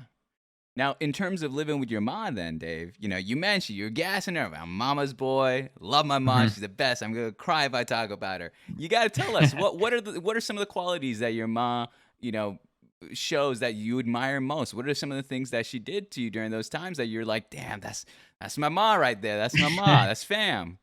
I mean, the thing is, my mom is very introverted, very nice, very chill, like I am. Hmm. And I think the reason why, like, my mom has been great. It's like I just never realized certain things as a kid. Like, she was very good at giving me independence, and like, I don't know if it was a parenting thing or what, but like, I was not much of a troublesome kid. Like, I always had a mutual respect with my mom, where I wasn't gonna ever put myself in a position where it would make my mom mad. Yeah. Like, I just had this like, like even when I was like 16, like and stuff. And I was doing, what 16-year-olds do crazy things. And like, I wouldn't do anything that I thought would make my mom upset. I think I don't know if it was from a young age I understood that she was going through it. She was a single mom. She always had my mom had anxiety and stress issues and stuff. So Mm-hmm. and she was always just super nice, never took out anger on us. And I just always had a respect for my mom. And so I grew up very independent, made sure all my issues, I never projected my issues on my mom and stuff. So yeah, no, it was interesting. She didn't really do anything extravagant. It was just treated me very well and very respectfully and Oh. like put a lot on the line, to raise me and my sister. What do you And I don't know. What do you Yeah. mean by that, if I may ask? What do you mean by put a lot on the line? Like I mean, she had to get divorced. We had to live with my Oh, grandparents. yeah. She had to like take some really shitter jobs. She worked at Old Navy. She worked at some other store. Like jobs that you probably wouldn't want to have when you're in your 30s. Mm-hmm. Um, after the financial crisis and stuff. And then she went out of her way to buy a condo and make sure we stayed, you know, in the school system, and she didn't want to move us around. Wow. And Mm-hmm. yeah, so That's cool. I mean, just single moms in general, I have a lot of respect for. That I got to raise kids and stuff because Mm-hmm. 50% of divorces in this country, 50% of marriages result in divorces in this Yep. country. So Yep. you know, so That's yeah, my mom amazing, was though. just always kept it composed and treated me well. So I'm very, very thankful because I know a lot of people don't have that. So Mm-hmm. That's so cool. That's amazing. You're right. You're right. Now I think I'm getting a better picture of why you love your mom so much. That's really yeah, commendable to do, especially raising a family and doing those jobs like you said that you don't want to do those, but you have a family, you have responsibilities, and it sounds like she was doing her best to position you and your sister as best she could for a bright future ahead. So that's awesome. yeah, and just never did I realize at the time that my family was not in a good situation. So she was able to keep Wow. us in a good mindset. Like I never knew that we didn't have a lot of money or living with my grandparents meant that we couldn't afford to live anywhere else. Yeah. But yeah, That's wild. Yeah, you're right. Now that I think about it, yeah, because they want to protect you from all that. They don't want you to have to yeah, worry, and it's not a kid's worry to worry about finances and what that brings, what burden that brings. Um, let's make a memory here. All right, Dave. I love making memories. All right. okay. You must be familiar with evergreen content, or at least the term. You're on YouTube. You've created since I believe you said you were 9 or 2009, or what was it? How long have you Well, been creating? I was born in '99, so 2009 I was 9. Yeah. Yeah, there you go. Well, I guess both. Yeah, two birds, one stone.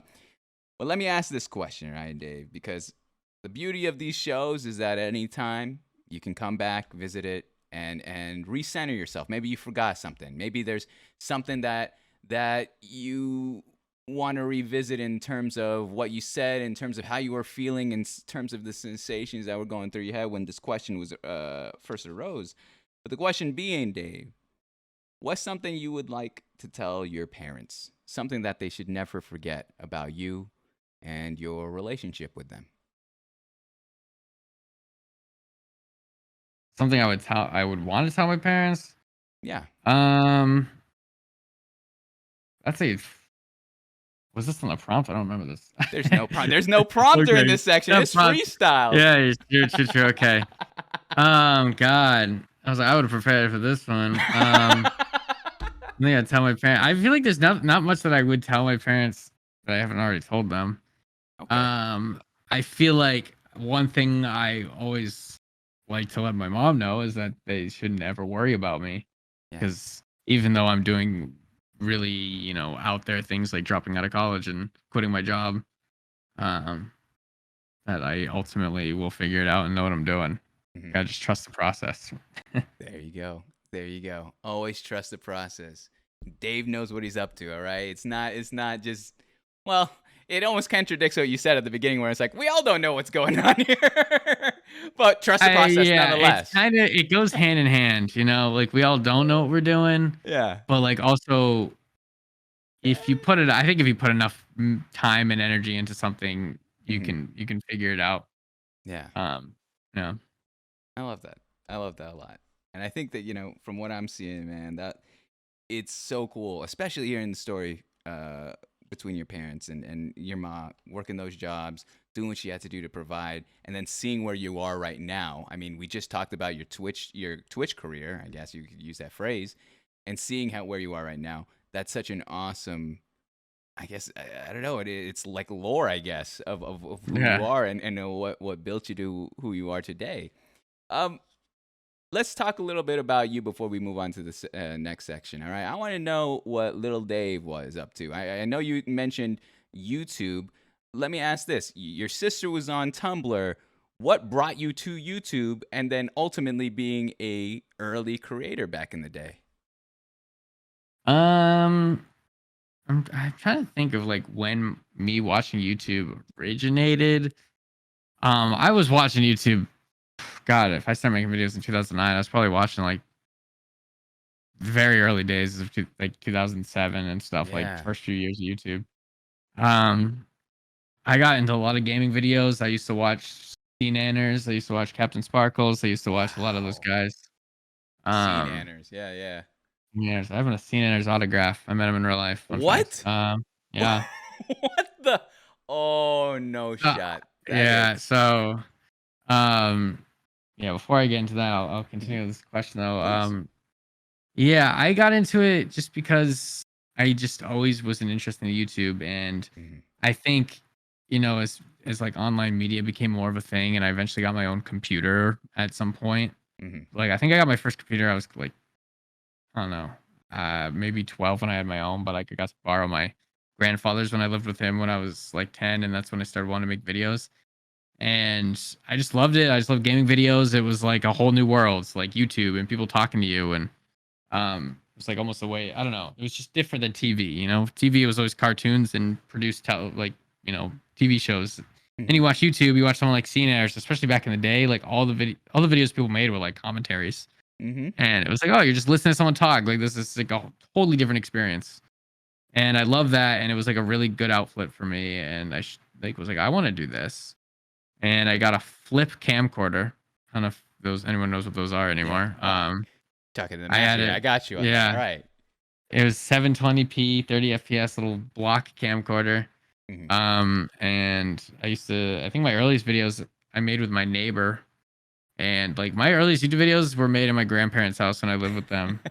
Yeah. Uh, and yeah, I've shown some of them on stream. Some of my early videos were just iconic because I was a cute kid, but um, yeah, Yeah. my inspiration was like,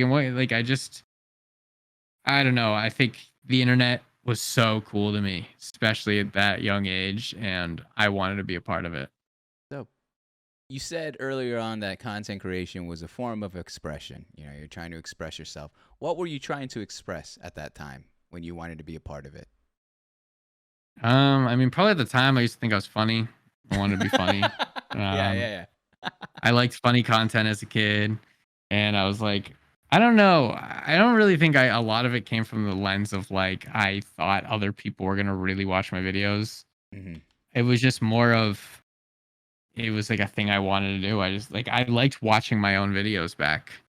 I don't know if that's like narcissistic of me as a kid, but I liked making videos and watching them back and like uploading them on YouTube. And sometimes they got a few views. I had a couple videos back in the day. They get like 1,000 views, which is Okay. crazy. Back Yeah. then, um, most of them were because I showed up on the algorithm and it was a bunch of like older people making fun of me. But a good Oh time. no shot. Wait, you're telling me you got clowned on? Was there like I reactionary clown? What are we I talking? I I made a video, one in particular I can think of was I made a video Yeah. called "How to Make a Slingshot," right?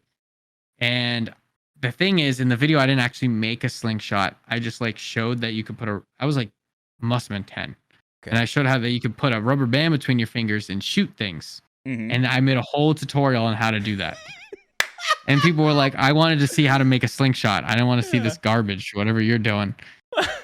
Jesus, Yeah. brutal. What a brutal audience. You'd think it was 4chan, not YouTube at that point. Jeez. Yeah. So You I've been just clown. conditioned for this Twitch life since the Yeah. start. You're ready. You got thick skin. You're ready to go. You're ready for the verbal abuse that comes away being a streamer, being a content creator in general. I like For that. sure. Let's go on to the least sexy topic here, which is education. We're gonna talk about your high school experience and a little bit beyond there. All right. I'm sure you're familiar with the stereotypes of high school. All right, you got the jocks, the geeks, the preppy kids, whatever, stoners, whatever you want to pick. All right, Dave, where Mhm. did you fall in that spectrum? Where would you say you fell? All right, in all the Um, cheesy stereotypes of high schoolers. I was definitely more of like an outcast, like Hmm. dorky type kid. I definitely went to a type of high school that had a totally different dynamic. This is a whole rabbit hole, but I didn't go to my like public high school. I didn't go to a private Okay. school, but in Massachusetts, they have these things called trade schools that you can apply to that are public, they're free. But Okay. basically, it's like you have think of like college, you have a master, Hmm. right? So you had 4 years of high school. You got to take a trade for 4 years. Hmm. So in your freshman year, you got to try them all out. There was like medical, cosmetology, culinary arts, where you worked in a kitchen, all this stuff. So I did graphic communication, which is like graphic design and stuff. Nice. Hmm. And so the dynamic of my school was like less of like where you were bunched into by the jocks and stuff. Everything was based on what trade you took. Hmm. Because you stuck with your like little group of friends in your trade for 4 years. So there was like the cosmetology girls, there was the plumber boys. Yeah. I was the graphics kids, which graphics kids were, fell in the demographic of dorks. So, you know, So, yeah. doing these trade schools, did you do all the prerequisites that a regular, public or private high school would go through? I mean, your math, your sciences, or whatever, or did you focus? Yeah. Okay, go ahead. Um, so it went on like there was an A and a B week. So Oh, it alternated A, B, A, B, A, B. So A weeks were regular academic weeks, had your periods, went through everything. yeah. And then your B weeks was your trade. So I did graphic communications. I went to my graphic communications class for the entire day, every day that week. So what, how many hours that is? Like 35 hours, 5 days Yeah. a week. 35 hours of that class. So 70 hours a month I was doing of graphic communications for 4 years. Hmm. So I did design. I worked on industrial presses and I learned how to screen print. And yeah, it was a good time. A lot of hands-on stuff. Like Why I did a didn't lot of Photoshop work and that sounds yeah, sick? What? Why are we not doing that? Why are we not? I always say trade schools are the best thing that ever happened to me. I would have flunked that out regular high school for Hmm. sure. That's so Um, cool. yeah, so I left high school with I was certified like Adobe certified in Illustrator, InDesign, and Photoshop. Ultimately helped me get some jobs early on at high school. So Unreal. Yeah, yeah. that's such a dope, like, I was never aware of that kind of process in education. I've always heard of the private, the public, whatever, but to hear this trade school and how that worked from week to week, switching off every other, that's brilliant, especially the experience. I think that's a huge part of this world, having hands-on, tangible experience going out to that working world, and at the very least, you can even parlay that into freelance. If you're not joining Yeah. another company there, so that's awesome. I gotta ask, all right, aside from graphic design, here are the layup questions. What was the subject that you mained? What was the one that you were wilding out on that you were extremely good at? Um, math. Math was my Oh. always go-to. I'm not a big fan of math. Um, just made sense to me. Hmm. My whole shtick in high school was I just never did homework. I never studied. I'm not a model student. I was not. Yeah. I was like, if I can pass, like my goal was to pass doing the bare minimum, and that's what I was always balancing. Yeah. And math was the easiest one for me because I could just I could listen, watch, I could sit in math class, not study, not do any homework, show up and get an A on the test. I don't know why. The only Jeez. subject that just like I was just it just clicks for me and I can just do it mentally and I don't know. But English, worst subject if you're gonna ask that next. But Why? Why so? I don't know. Extremely bad reading comprehension. Mm. I have awful handwriting. Can't spell. I don't everything. Oh, so true. So true. I agree with Um, you there. I think English is. I mean, I think language is like not very like binary like math. Like there's Hmm. right and wrong. English, it's like there's rules that don't apply to every word and spell. Hmm. I don't know what it was, but English kicked my ass all throughout from elementary to high school. It just was so hard for me. You weren't about it. That's fair. I agree with that. Especially, I mean, spell check was a godsend when that was For real. invented. I don't know Yeah. who did that. That's a real one. Shout out to the spell check king there or queen. I don't know who it is. Let me ask this though. Let's walk from there. Any co-curricular activities? Any activities that you were a part of outside of your 8 to 2 or however long you were in classes for? No, I Okay. hated school. The second I could get out of there, I was out of there. Not even Yeah, clubs. no clubs. No, I wouldn't even Damn. I never even considered that stuff as a kid. I no until like my last 2 years of high school, Mhm. I did not want to talk to anyone. I just wanted to go home and watch my Minecraft videos and make videos at home. Damn. Did anyone in your high school know you were creating content? Yeah, so uh my last 2 years of high school, Mhm. I had I had a little trio friendship group, and I had two best friends that were in my graphic communications class. I spent a ton of time with them, so we Mhm. became good friends. And one of my best friends, his name's Matt. He made COD videos. He was a COD YouTuber. He's involved in the Ah. Call of Duty community, Mhm. and we both had like 3,000, 4,000 subscribers at the time on YouTube. And this was on a totally different alias. I had an alias. My name was Purple Dino. I don't know why, but that was my name. Um, and he was like a cool kid. He was a popular kid. He had tons of girlfriends. Everyone knew Mhm. him. But like we became homies because we had similar interests. So yeah, I don't even remember what the original question was. Did I know you had your trio friends. The question was, did people know that you were a content creator back then, that you were making Okay, YouTube yes. videos? So it got to the point Mhm. where everyone knew my friend Matt's channel, and we used to hang out. We started hanging out. He's like the only person I would ever hang out with, and he would make vlogs, Mm. and people would see me in his vlogs, and people would see that I did YouTube. And I think at one point in my senior year, like where that old YouTube channel I had peaked, I had like maybe 7,000 subscribers on YouTube, and people thought that was crazy because there was That no is. TikTok or anything like that where people blew up overnight. Yeah. So, people found out I made Minecraft videos, and like there was like the most popular kid in the school would come up to me and be like, "Hey man, I want to make YouTube videos. Like, how do you do it?" It was kind of weird. It was like the opposite response of what you'd expect when a kid's Yeah. Minecraft YouTube channel gets leaked. But You might be the first person I've ever talked to on this show, because I've had a couple that have said like, yeah, I did content creation in high school, but everyone follows that up quickly with, and I was bullied for it, and I was ridiculed for it. You're telling me the most popular person comes up to you, says, "Yo, how do I make YouTube videos?" Did you help them out? What was it, or were you in a position where it's like, again, I don't really want to deal with this. All right, it's my thing, it's my I, side thing. What are you thinking? I mean, I took it as like that's like I was like, oh my god, people actually like give a shit about me, and I Yeah. can talk to people. So I would help out. I didn't really know the secrets to YouTube. I just made Minecraft videos and was Hmm. just involved in the community, but I tried to help out in ways I could. But yeah, people knew about it. Like I don't know why. I was just never bullied for it, and I was like the That's awesome. stereotypical like loser kid. So you'd think, but I think I don't know. I don't know why I wasn't. Yeah. It No, just I mean, wasn't. uh, Everyone knew about it. Like literally everyone knew about it too. Weird. really? Did the teachers Mhm. know too? I don't think so. I don't remember that situation. I know I Mhm. hear stories of kids where their teachers find out, and no, Yeah, I don't it's think I had a situation like that. gets a little bit ridiculed from there. Yeah, no, that's fucking wild. I'm not gonna lie. That's Yeah. wild. I'm hearing. I saw a tweet of yours. You mentioned you're like, yo, the most famous person from my high school is a Minecrafter. Like I was dying.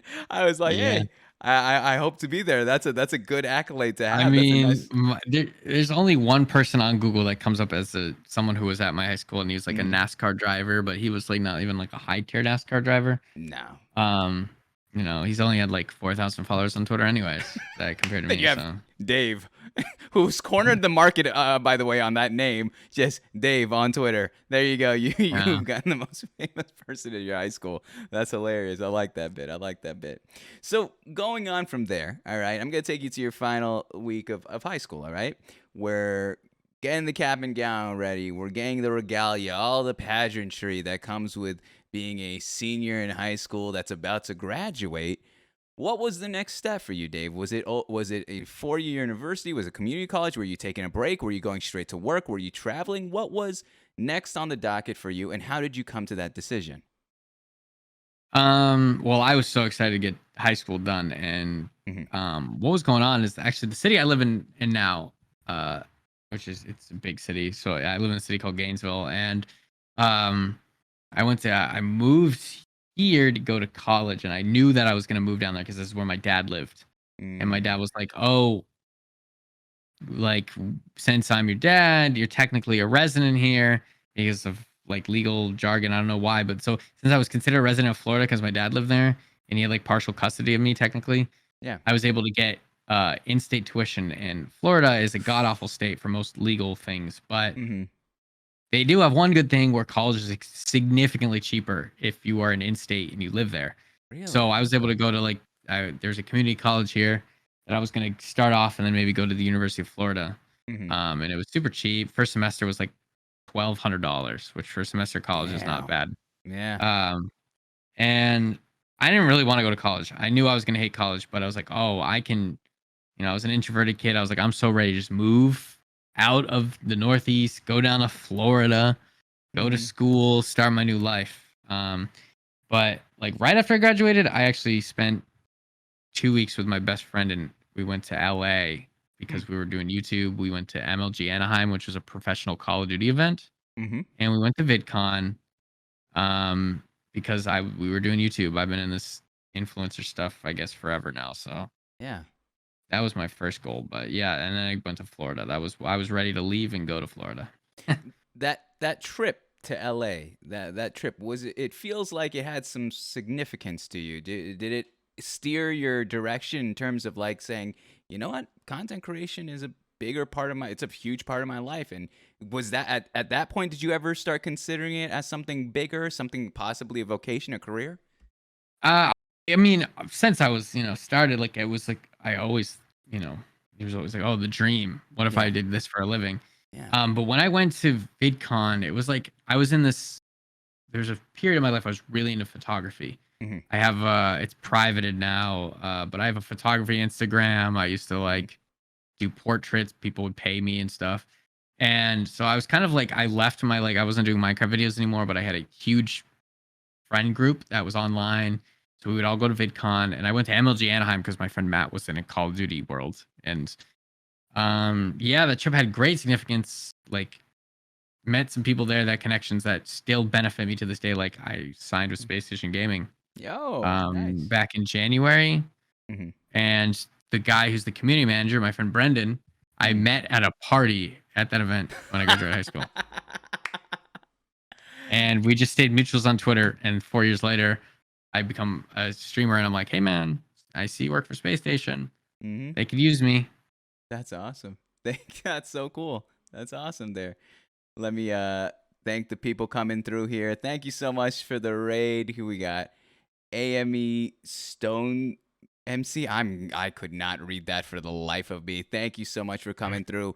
Hello, hello. Let's My name go. is Moms Online, and welcome to another episode of Inside the Streamer Studio. Today's very special guest, we have krtzyy here joining us here in the studio, also known as Dave on Twitter. And we're just getting into the section about his high school and post high school plans here. Thank you so much for the raid again here. So, Dave, you mentioned, all right, so you took that 2 week or week trip over in LA, very influential, and to this day, connections were made there that still hold. Going back to Florida and going back to that school, what were you majoring in?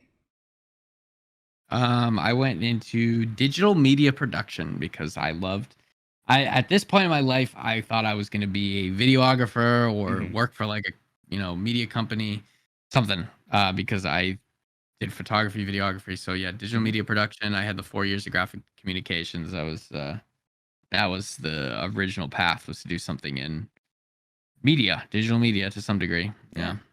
And how long? Yeah, you mentioned. Did you pursue that the full 4 years, or what was the? Tell me about the journey, man. Tell me about the college So this is journey. a very interesting full circle type thing here. So Yeah. I was going to my classes, whatever. October rolls around. One of my best online friends, his name's Devin. Shout out Devin. Um, Devin. and he moved to LA. He got like a lot of things went well. He had an apartment downtown LA. Mm.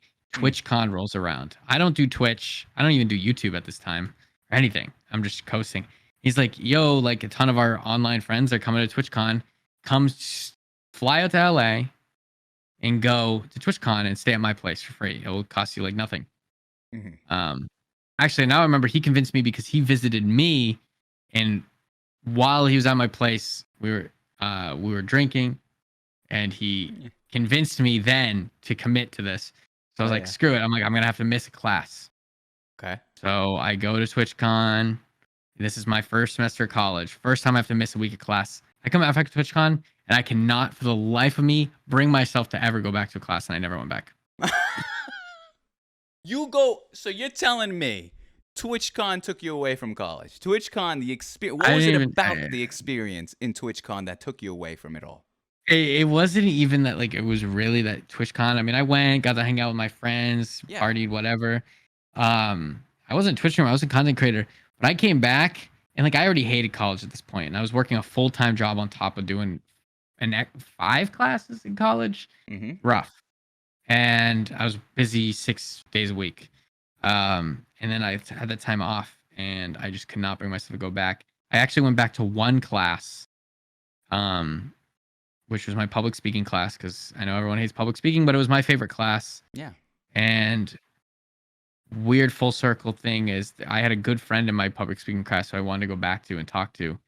At the time, neither of us were Twitch streamers, but my friend, his name's Thanos. He's a Twitch streamer now, and he's a bigger Twitch streamer than me. And he's a full-time streamer as well. And we somehow crossed paths again when we met. Anyways, That's so I stopped going crazy. to school. And then I had to sit down and tell my dad that I wanted to drop out of college, even though I didn't tell him that I stopped going to classes. Mhm. But I told him I wanted to drop out because I don't know. I just hated it. I just like, there's like one of those gut things where I was like, I do not want to do this. Like I don't care. I just can't do this. Mhm. And so I stopped going. In my first semester, I moved across the country to go to this college, and I dropped out in the first semester. No wonder you said I'm not the ideal student. Now I'm seeing it more and more.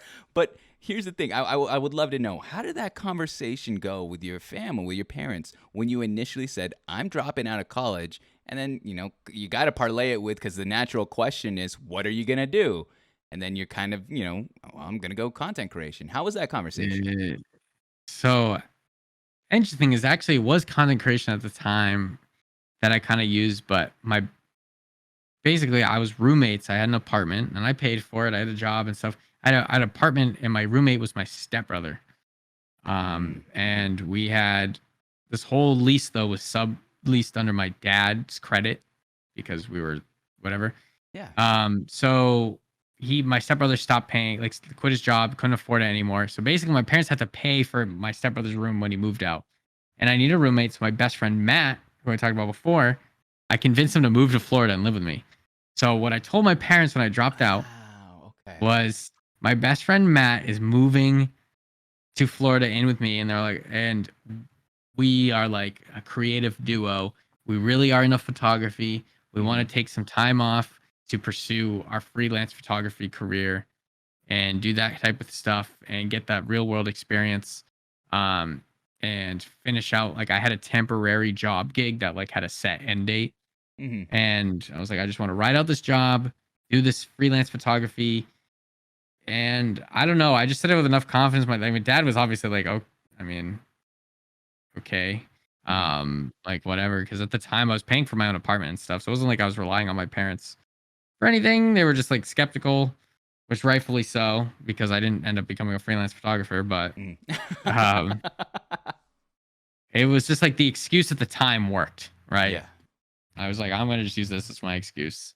I just knew that I hated college, and one of my big issues with college is I'm actually narcoleptic, and doing lectures at colleges are impossible for me. I was falling asleep. I literally was falling asleep. I used to like chug coffee, and then I like have a Red Bull, and I'd be drinking my Red Bull throughout the lecture. I'd fall asleep. My heart rate would be like 180 and I'm passed out. to sleep. How does So that work? That's terrifying. I only know one other person that was narcoleptic in my life. How I do don't you? know. It's just that's how it was. It was rough, and I like it's just not built, and there's no really like compensation. There's no way to get around it unless like I Yeah. recorded it and watched it back over and over again. But yeah, lectures Dang. were impossible for me. Yeah. So That wasn't for you. You weren't built for that. You weren't built for that type of the educational system of it all that colleges, are traditionally structured around there. That's mm, fascinating though. That's so cool that one vacation or that one not even vacation it was just a trip on a whim being like, yo, a week in LA. I'm gonna spend a little bit of time built up to these moments that have culminated to where you are now. That's so cool. yeah. That's pretty I'm not even Kind of that's foreshadowed it, dude. I don't know, TwitchCon, and then I'm a Twitch streamer 3 years later after that. But that's fucking wild. I'm yeah. gonna be honest with you. I've been trying to keep my cool with this, but that's fucking wild. That's insane. That's an insane trajectory of a journey of where you went to where you are now. Let's uh Mhm. let's talk about work. All right. Let's talk about a bit about your work history. Again, I'm gonna give you an out. Do you have to use the restroom at all? These are preemptive. I'm good. I'm good right now. Well, you are better than I. All right. I have two or three in me. This is the second one. I'll be right back. Give me 30 seconds. All right. 30 seconds. I'll carry Purell with me. All right. This time. All right. So I'll be All right right, back, Dave. I'll be right back. sounds good. Oh, chat. It's you and I once again. Chat, chat, chat. People, hey.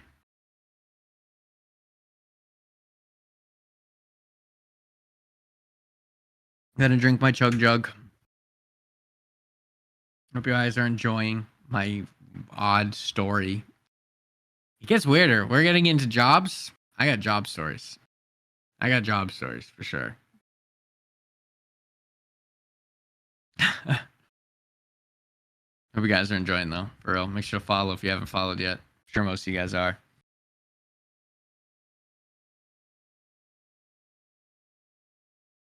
But yeah, let's go. Okay. And emotes. What kind of BTV emotes we got in here? What's pee poo? Wait, that's like a perfect emote for right now. Bathroom break. Y'all gotta use pee poo when he's taking a bathroom break.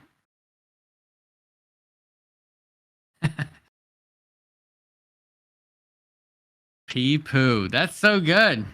I need poop. If any of my mods are watching, put pee poo on my channel. We need that.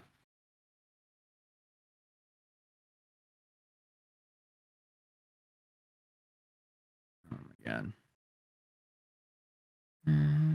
I don't know what to talk about, chat. I'll say that though. You guys should go like my latest tweet. Or my second latest tweet. I have a tweet that says if I get 69,420 likes, I'll fly to New York City to see the Rambo billboard. I don't know if you guys know about that though. And I think I'm gonna do it, regardless if I get 6,000 likes. Because I got the inside scoop. I know when the board's going up. You guys don't. I know the CEO of that company. Because I just know everyone. So I might just fly to New York City for a day. It'll be worth it though. But yeah. Welcome back. What did I just walk in on? What is going on here? You know who?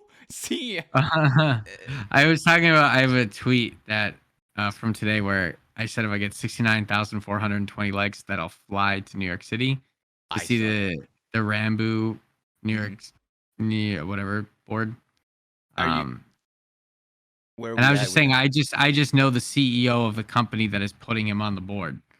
So I DM'd him and he told me when it was going live. This isn't public information. I'm not telling you Yeah. when it is. It's secret, but Fair play. so I can actually fly out. So I might do that. But yeah. I think I might just do it Jeez. regardless if I get 69,000 likes or not. But I mean, like you said, it's content. I think that's what you said with the wings. That's what you're saying with the haircut stuff. Like we yeah. could say the same thing with this. Damn. I'm just waiting for the day I work for Dave. All right, this is what I'm doing. I'm buying time before you start your own media company. You make your own streaming platform, and we just all go over there. All right, this man is just To Just the might have to do moon. that. To the moon. I agree. Oh my gosh. Back to where we are. We're talking about your work history, right, Dave? We're talking about your work history. Now, with this segment of the show, um, I'm gonna ask it in a way that's more, I guess, intentional, where it's like, I want to know how many jobs or what jobs would you put on your resume today?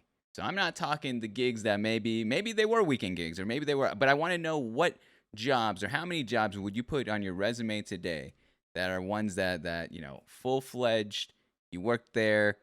We're talking what, for longer than a week or a month. Let's go with that. Okay. Yeah, I got 3 jobs that I've worked that have been there for longer than a month. Okay. Um, First gig was weird. When I first moved to Florida, I worked at the veterinary hospital at the University of Florida. I didn't work with animals, but I got this weird, obscure, temporary gig where they needed to take all their old documents Okay. and make them digital. And I was like, I know how to do that. So I got my own little office. This is my Mhm. first job ever, by the way. I don't know how I managed this. I had my own little office and I had a computer set up with a scanner and I just had boxes, hundreds of boxes. And I had to go through each one, find the information, file them right, scan them, and upload them to a database. And that was my job. And it was the easiest job in the world. I slept half the time. I Yeah. had my own office, and the door was broken where it was locked from the outside. Mhm. And I was the only person with the key. So I would just fall asleep at my desk and wait for it. And someone would knock on the door, I'd wake up, oh, open it. And then they loved me because they were all super old and they didn't know that I was actually taking forever to do this job and I could have done it 10 times faster. Because also my job expired when I finished. That was like the deal. So it was like I worked there for like Okay. it took me like 7 months and I was working 4 or 5 days a week. In reality, And Dave, how long do you think you could have done it if you sped run? I don't know. If I speed run, I could have done it in a month. Okay, so okay, And I all was right. and I was and they paid me in Florida minimum wage is $7 Yeah. and like 25 cents. They paid me $11 an hour. It was such a good first job. Damn, $11 an hour. You sleep in there. You had your own office. It's a job that you could have done in 1 month, Dude, but seven. I had a Damn. dual monitor setup computer, right? They gave me Yeah. that. Yeah. So I Yeah. used to just scan and I'd have YouTube on the other monitor, earbuds in, and I watched YouTube all day. Of course, of course. That's when again, more foreshadowing. I'm waiting for the Dave movie to come out at this point. All right, there's just so many of these Easter eggs. This man's movie's gonna be made by Pixar. That's just so good. There, I love that. I love that. What did I you? watched so much YouTube that I ran out of videos to watch. So I've seen like everything on YouTube between those years. Like everything, I'd watch every trending video. Like I Yeah. would just go through the trending list. Yeah. Dang. Jeez, that sounds like such a nice gig. So when you did, by month seven, you finished the gig. Was there no like they weren't even like, hey, there's some other stuff you could do, or were you just like, all right, peace out, I'm on to the next? That was really it. They were like, Hmm. "Oh, we might call you back." I didn't really want to go back. I kind of got what I needed out of that gig. I knew I was lucky to even have it in the first place. Yeah. Okay. And then so there was like a gap Hmm. because I lived in Florida still. I still had an apartment I had to pay for, and I was a YouTube editor. I did video editing for a bunch of channels. Like people would pay me, edit Premiere, edit their videos. I did that. I mean, that wasn't like a job, but I did that freelance for 6 months to survive. Was able to pay my rent, Yeah. feed myself. Um, and then I moved to Arizona. Um, my dad had to relocate for a job in Phoenix, Arizona. Actually, he lived in a rural town called Wickenburg, Arizona. You can look it up. It's the most rural fucking town in the world. And I moved in with him. He had a casita, which is a small little apartment on his property. Mm. And 200 square foot, the bed like pulled down off the wall, like one of those beds, like and you Yeah. would go up Okay. so you had space. Yeah. And I got a job in that town working for Verizon. That was my next full like actual job where like I got W-2 and I worked at Verizon. Okay. And I was a Verizon salesperson. It was the person you walk into the Verizon store. I had an Yeah. iPad in one hand and I sold Okay. phones, but it was this rural, super cowboy, rich, white old people town. And it was the most unique job experience ever. What do you mean And by I that? worked Wickenburg is known as like the rodeo capital of America, right? So people would come. There's rodeos. There's cowboys. People with cowboy hats and spurs, Yeah. mud on their boots, and it was just weird. People come in. It's Arizona. You can do whatever you want. People walking in. They got guns on their hips. Whatever. No big deal. And I just met some unique people. Very unique people. Mhm. And being in sales, that job is like where I got over a lot. Not that I think you can just like get over social anxiety, but I Mhm. just like got over a ton of my social problems because I would sell and I got commission. I was $11 an hour and I made commission on phone sales. Nice. Yeah. And there's two people who worked at that store. It was me and my boss. And yeah, it was something. I have a lot of weird stories from that job. So in that A lot. position there, Dave, Uh-huh. you got me intrigued here, all right? I'm thinking old spaghetti western, and they're coming into your Verizon store. Tell me, all right? Tell me. How, cuz I also dabbled in sales myself. I think it is helpful to some degree if you can get over that initial fear, whatever it may be, anxiety or public speaking or any of that, that you can learn a lot. And something in sales is that you kind of have to size up the customer and then, pitch and sell accordingly because everyone's in their unique in that way. How would you sell these phones to these cowboys and cowgirls that were coming into your store? Like, what is the pitch? I need to know what was your style when dealing with such a wild, wild west of Uh, individuals. it was like a lot of it is the fact that like I ended up learning all about the accessibility features for old people that came on iPhones and stuff because people would come in. I mean, they would have flip phones that were Hmm. old and they'd be like, this thing don't work no more. And I'm like, can I get a replacement? I'm like, I'm sorry, sir. They stopped manufacturing those phones like when I was like 7 years old. Um, and I'm like, let me put you on to something easy. And I would show them like how Siri works and how they can just Hmm. talk to it and get it to do things. I'm like, if you forget how it works, just hold down this button and talk, and it will do it for you.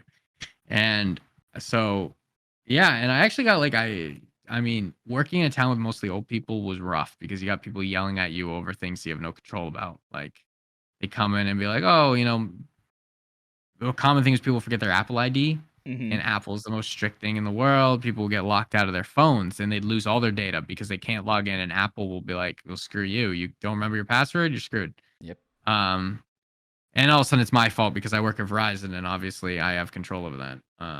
But no, my sales pitch always came down to I'd be like, hey, you're working with these old flip phones. Like I can show you how these smartphones are better for you. And usually what I'd sell like old people that were reluctant, I'd sell them like cheap Androids so Hmm. that, they wouldn't, if they ended up hating it, it wasn't a big deal. Hmm. I wouldn't usually go, hey, let's get you an iPhone 10. But True. yeah, I just sized up, told him I was just like, you can make the text nice and big. You can go and you can FaceTime your grandkids. I mean, it's great. Oh, you're the reason why my parents know about FaceTime. So these people like you, you're putting these old geezers onto the new tech. I like that. You're every grandparent's like best friend, is what I'm hearing. All right. Yeah, they would come in and ask for help with stuff like that. Like people would come back to the store and be like, "Hey, how Mhm. do I browse the internet?" And I'm like, "I'll show you. You buy more stuff."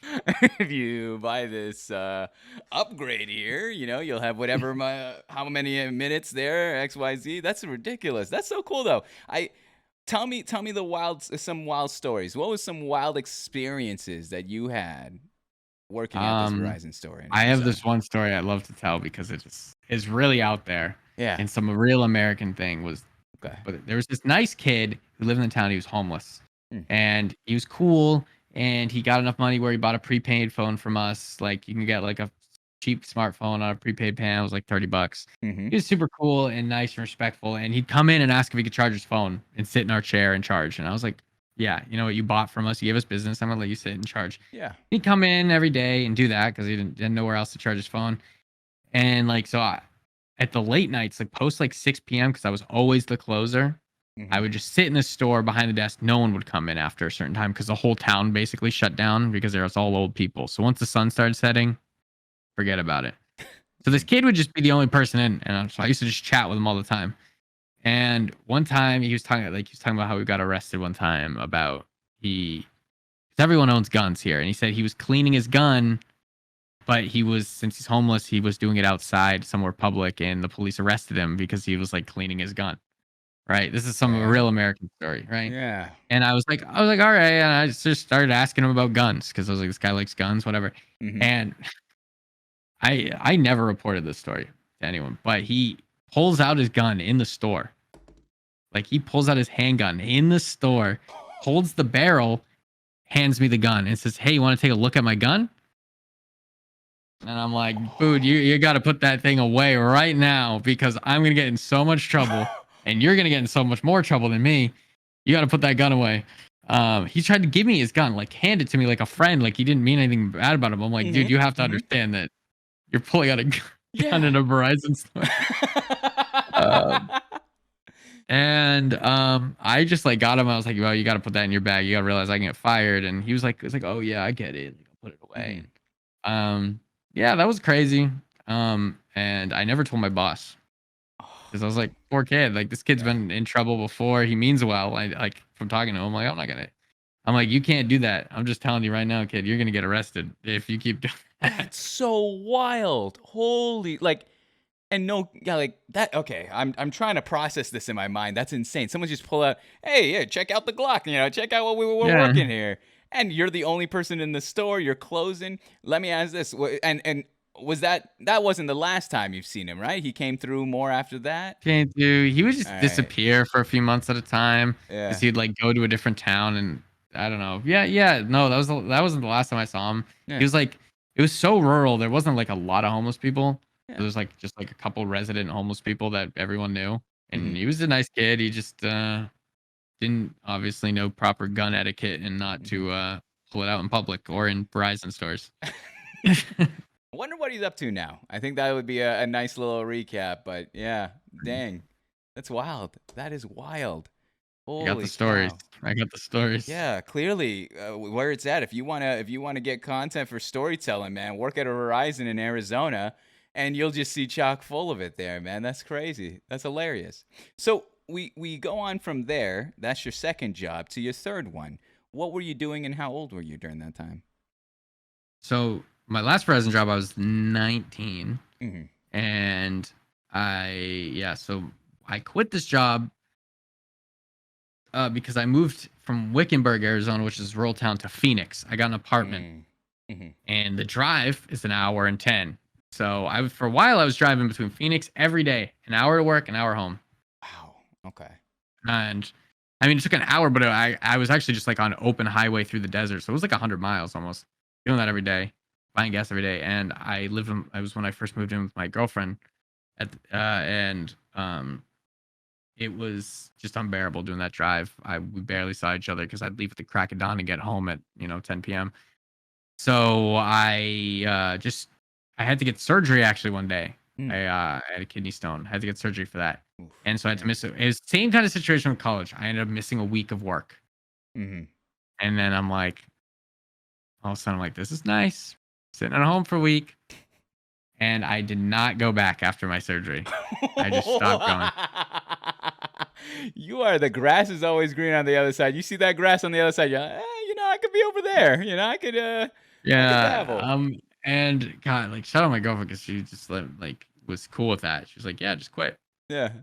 Damn. I had enough money saved up at the time. Whatever. Our rent was cheap. We lived in the worst neighborhood ever and in the cheapest apartment ever.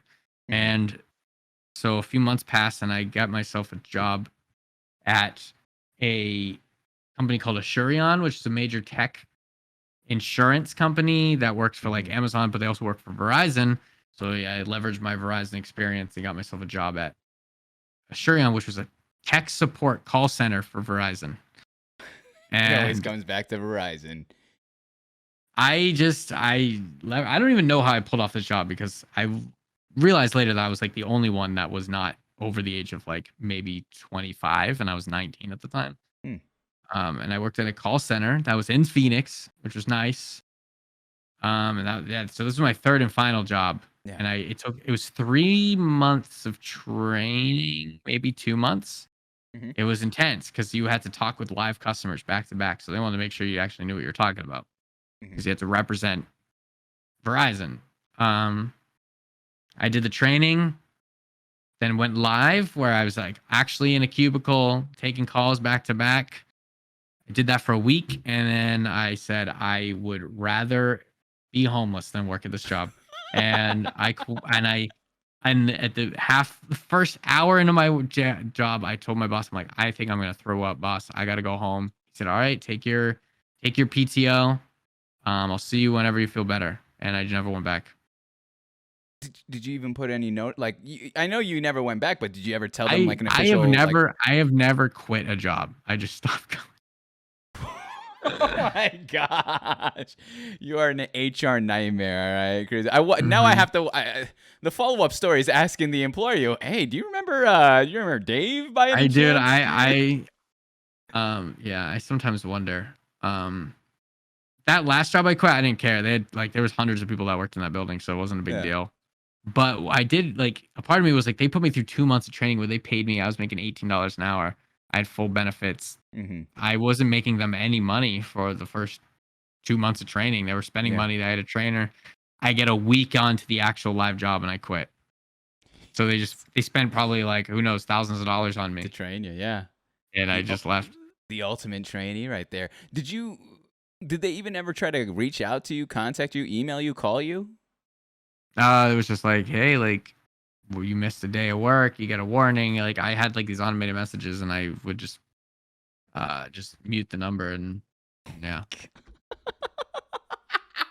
I love that. That is, you got some fucking balls on you And doing that. that I could was it. not. That was So 2 years ago, just about. so then from going from there, your last job with Verizon, what kind of bridged the gap between doing that to content creation where you are today? um, Kind of interesting. So this was when that server SMP Live was blowing up, Mm-hmm. Mm-hmm. and there was a couple members on that server that were OG friends of mine, like in the Minecraft community, because I've been in the Minecraft scene. So there's a guy named Joko. I still talk to him fairly frequently, and there's Oh someone named yeah. C Scoop, who were both on that server. And I was like, oh my God, these guys never quit, right? From the day I met them, they continued. They kept their aliases. They've always been Joko and C Scoop. They've been making YouTube videos. They've been streaming. Just when I was making videos, they never quit. And I was like, these guys like kept it up. And look at them now. They're making like, they have thousands of viewers, whatever. Mm-hmm. I was like, I can do that. Like, I just need to get back into it. So I started streaming. And like I told myself from the day I started streaming that I'm like, I'm gonna do this as a job. I'm gonna figure it out. Mm-hmm. I know it's not like, oh, I'm doing it for the money, but No. I was like, I didn't want to get another job. I obviously couldn't hold a job because I hated them. So I started streaming to no one. And then one day I was just like, this is just where connections that I made when I was 12 years old paid off. I messaged Joko because he's a good friend of mine. I was like, hey, like, what's it take to get on that server? Mm-hmm. And he was like, I can get you on. And Damn. the guy who ran the server, who's kind of someone who's he's definitely not around or very much accepted on the internet anymore. Mhm. For a guy named Call Me Carson Yeah. knew who I was, Yeah. and he accepted and let me on the server. And that was where things kind of got kickstarted. So I was on the server, and I went from like 0 viewers to like having like 20 or 30 viewers a stream. Nice. And then And the rest is history. You go from there, and we kind of covered that. That is wild. That is such a. I see. Again, I'm taking all these deep breaths because I'm trying to take in. I have never. Again, I've done this 88 times, and usually I can kind of see where the trajectory is going. This is insane. This is such a 180 of a situation, and all these. I've heard the word time and time again, serendipity. The stars align. Things just, like you said, the connections you made when you were 12 years old suddenly are relevant and into your professional and current life today. That's wild, and that's such a cool thing that you invested in yourself and believed in yourself and said, yeah, you know what, they did this, and we were all making content at the same time. Why not? Why can't I come back? And I love that attitude because I think fear uh, seems to dictate a lot of our decisions in life, especially in that ripe age of like 16 to 21, when we're told by the world that we need to figure it out. And so you being able to just look back and say, because I think a lot of people have that fear online where it's like, "Ugh, I'm not relevant. I'm not, especially nowadays where it's oversaturated. They're like, why I don't think I can do this. I can't do what they're doing. I'm me. But for you to see your peers, thriving in their field and say, yeah, why not? Let's toss my hat in the ring. Let's give it another go and just take the ball and run from there. And seeing where you are now, that's really awesome. I'm happy for you, man. I'm happy for you. Thank you. Yeah, no, I'm not a risk taker ever. I know it seems like it with these stories, but Mhm. I just like occasionally I get this like overbearing gut feeling where I need to do something, and then I've only in like the situations where I quit my job a couple times and Yeah. started streaming have that ever actually come to play. I'm usually a very safe playing, fairly paranoid person. I'm afraid of things going wrong. Yeah. And that's why like my parents were kind of concerned at the time, and they're Mhm. like, what is he doing? I actually didn't tell my parents when I quit my last job until for a few months because I wasn't really making that much money. Mhm. Um, but I mean, 4 months after, I ended up getting my first videography thing where I went to TwitchCon 2019 and I stayed in the Airbnb with like for free as a videographer, and I was working with like I think I was staying with Jay Schlatt Yeah. and all these people. These were before they really blew up. I mean, they were Uh-huh. big, but Crazy Travis, all those guys. That was like 4 months in, and then that's when I was like, all right, I can't quit. Like this is what I'm supposed to do because I did this in 4 months. Like shit. Well, So imagine what you can do in 4 years with that. That's so. Oh my gosh, I love that. I love that, it's a Dave. roller coaster. Yeah. That's fucking awesome, dude. That honestly, that's so awesome, especially at a young age too. You still have so much ahead of you. There's so much to unfold of your story, professionally, personally, whatever it may be. But that's like seeing the process of where you've been and where you are. That's again, like I said, that's the reason why your video of you saying I'm going all in. I know I'm 28, so I'm not your typical the kid that looks at content creators and like, yeah, let's give it a go. I could do this. I want to be a ninja or whatever. But I looked at that and I watched the whole thing through, and I remember it was like 4 a.m. I was watching it and I was like, damn, that's real shit. That's like there's a mixture of everything. There's a mixture of your work ethic. There's a mixture of your passion. There's a mixture of a bit of blessing, a bit of luck, and good timing, and just again believing in yourself and taking that first step and saying, you know what, it's going to be a process, but this is where I need to be. This is where I belong. Um, so that's awesome. Sure. That's awesome to hear. Let's go on to the last topic here, your life story. All right, the last topic. It's the section that most start getting a little bit nosy. People start leaning in, and it's the Mhm. romantic relationships. All right, Dave. I know. People love to stick their nose in whatever business they can, and this is one of those. Similar to the Uh-huh. work history, though. Similar to the work history. I'm going to ask you, how many individuals had the official significant other title of Dave? I'm not talking, people you're swiping left or right. I'm not talking about one night stand kind of deal. I'm talking who did you commit to yourself and vice versa with in terms of a full length relationship? How many people were there? That's funny because I mean, if post middle school, one person is my current girlfriend. All right, let's shoot with that. Yeah, I try to do the postman. I had one guest tell me in second grade they had like a relationship. I was like, all right, come on, like I can't. What do you want me to do with I that? had I had a girlfriend for like 2 months in like Yeah. eighth grade. How'd you how'd you pull that one? What was the game? What was the game there? I don't even know. She lived down the street from my dad, and I would only ever Mhm. see her when I visit my dad's house every once in a while. But yeah, I That's a don't good know. gig. Really That's a good. random. That's a good gig there. Hey, it sounds like those strings are they're not that they're not attached. They're just very long strings right there. But in terms of your relationship now, your current girlfriend, give us a little bit of the deets. Give us a little bit of the tea there. How'd you guys meet? How old were you? How did this all begin? So this is kind of a wild situation with with my relationship, a Yeah. whole story. So I originally met my girlfriend Angie. Now I'm 21, she is 20, and I originally met her. We met each other when I was 15 and she was 14, Mm. and we met online. Okay. So I was deeply ingrained in the internet community and all this stuff, Minecraft community. And I lived in Boston, I lived in Massachusetts, like I said, and she lived in Las Vegas. Mm-hmm. And so we met in a Skype group chat full of mutual friends. Skype was a thing, Yeah, back yeah. then.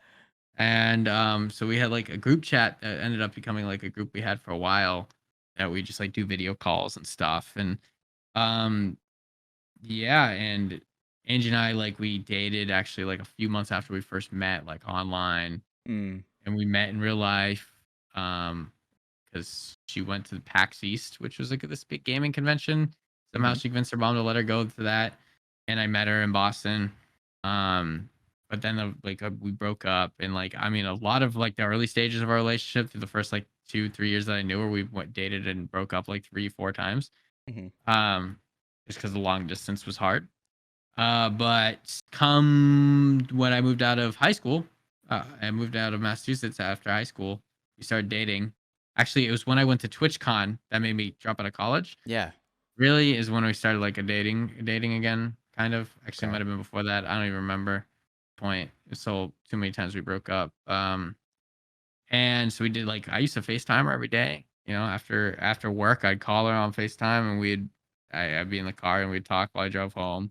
Mm-hmm. It was like some corny stuff, we'd call every night in bed, whatever. Mm-hmm. So we had a long distance relationship for a long time. And not Yeah. until I moved to Arizona, did my best friend Devin, who I talked about, who lived in LA, actually ended up living in Mm-hmm. Phoenix for a while.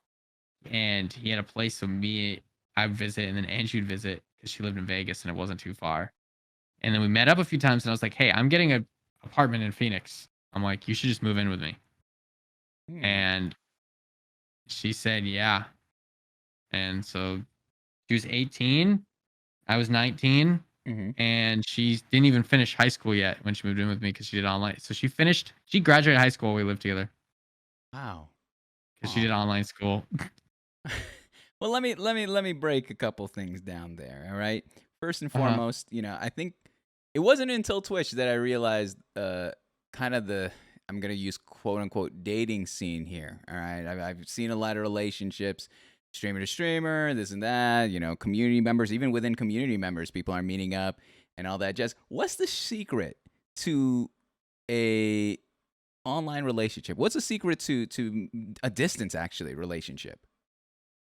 Um, to a long distance relationship, Yeah. the secret is you have to actually like really enjoy talking to that person, which I feel like a lot of people miss in their relationships in real life because things could be, I don't know. I had to actually like know that I liked her because we didn't, I knew her for like 4 years before we even kissed for the first time. So, Mm-hmm. um, the secret is just, I think it was the fact that we were best friends, Mm. and then we just started dating, and the key is just communication. You text, call every day, pretty much, Yeah. and then just like kind of blind trust. There's a Mm-hmm. lot of like anxiety that comes. Well, not that I never not trusted her, so it wasn't a problem, but like, you just I live in a whole other world. Like if I wanted to just, you know, have Mm-hmm. 5 girlfriends, I could. So the secret is just being very communicative, I guess, communicative, talking. So I was gonna ask you that. I was raised up. Again, millennial. I was raised up that you can't trust the internet. You just can't. All right. And they would always tell me, "Moms, you need to watch your back. Anything can happen there. It's the wild, wild west. It's crazy there." How did you find it upon yourself to trust the relationship and be like, you know what, I could do this. This is good stuff here. There's something here. I mean, probably a part of it was childhood innocence because, like I said, we met when I was 15. Mm-hmm. The internet was just my outlet. I mean, I especially before like, my first 2 years in high school. Like, I mean, during those times, like, I didn't talk to anyone in school. The internet was my outlet. I met a lot of friends on Twitter and just like through these communities, especially the Minecraft community. I was in the OG Minecraft community before Mm-hmm. the current one, right? Yeah. And we met a bunch of friends. Like I said, all my friends were online, and we talk on Skype, TeamSpeak, and so I had this group chat. So I just trusted it because these were like the only people that I felt like I could talk to, and Yeah. share my thoughts and stuff and talk to. And they were like the people I met online were the people who made me happy. And I like I think there's a lack of perspective sometimes and understanding. Like, yeah, there's obviously going to be catfishes and stuff on the internet. Yeah. But I was raised on there, and like I think you can really tell the difference between a catfish. I mean, we video called. Like I video called with Angie and stuff, and we got to know each other through that. And like we would have group video calls on Skype with our whole group, and we stay up all night talking to each other and stuff. So you get to really know someone, and then the online aspect of it almost goes away after a certain point. I like that. Yeah. I'm gonna ask you the corny questions. All right, I got to. Go Tell for me, it. what are the qualities of? I believe you said Angie, correct? Mm-hmm. What are the qualities of Angie that instantly you were attracted to? We always had the same sense of humor. I feel like humor is the big thing, probably the biggest, and then just, I mean, yeah, personality type attraction. Yeah, it's just very funny and very easy to talk to, and very, I don't know. I feel like it's just everything, like not even in a corny way, just like Yeah. there's nothing like that. I mean, her humor is probably one of the biggest part of her personality, but just we had common interests. Obviously, we were both in the Minecraft community and stuff, and yeah. Yeah. When you first saw her for the very first time IRL, what was going through your head? I was nervous because actually we dated for like a month, and then we broke up, and then I met her in real life. So I was really nervous to meet her because I was like, oh god, this is my ex, right? Yeah. Right. No, that was 2015. PAX East was when I first started meeting people from the internet in real life. So I was very nervous to meet everyone that I met that day. And like, I mean, oh god, I did not know how to talk to girls at all. So I was just so like, I think I kept it together, but I was like so nervous because I was like, oh god, this is like not only is this like, it's not like the girls at school that I thought were cute. Like I would just wouldn't talk to them, right? Like I'm gonna have to talk to her. I don't know how to do that in real life. I gotta know though, Dave. What's the game? Like, how did you make things official? What was the line the very first time you made things official? What was the thing that you're like, hey, Oh god, it was probably like the very first time I started dating. I probably sent her a text message and said, "Hey, want to be my girlfriend?" Yeah. Okay. It was probably I need an NFT of that. Story, or anything like that. We probably took forever to actually ask each other out at any point before I asked her out because we were both very like anxious, like socially anxious type people. So it was like, it was one of those things where like we knew we liked each other and we should have just dated like probably weeks before we actually did, but like it took forever to get to that point. To like, especially me, like it was hard for me to make a move, Yeah.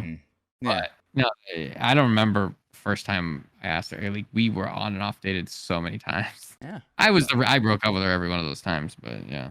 Oh man, Dave. Come on. All right. Come on, my man. I'm just being honest. I had a lot of struggles with the online stuff. Yeah. It was like, because I'd always convince myself, I'm like, I'm never gonna meet this girl who lives 3,000 miles away. Like, we're never gonna live together. Like, I'm going to college or whatever. Like, I can't be caught up in this because it's not gonna pan out. But eventually it did. So yeah, that's awesome. Let me ask this. Of course, I gotta,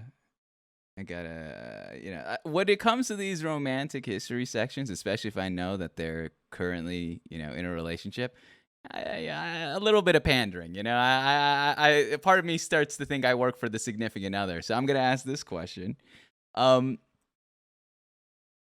It seems like Angie's, she's a big part of your life and really completes you. Like, this is a cool little journey that you guys have been through together. In what way does she, and this is going to be very open-ended and very cheesy, but bear with me, all right? It's a moment here. In what way does she make your life or you as a person better?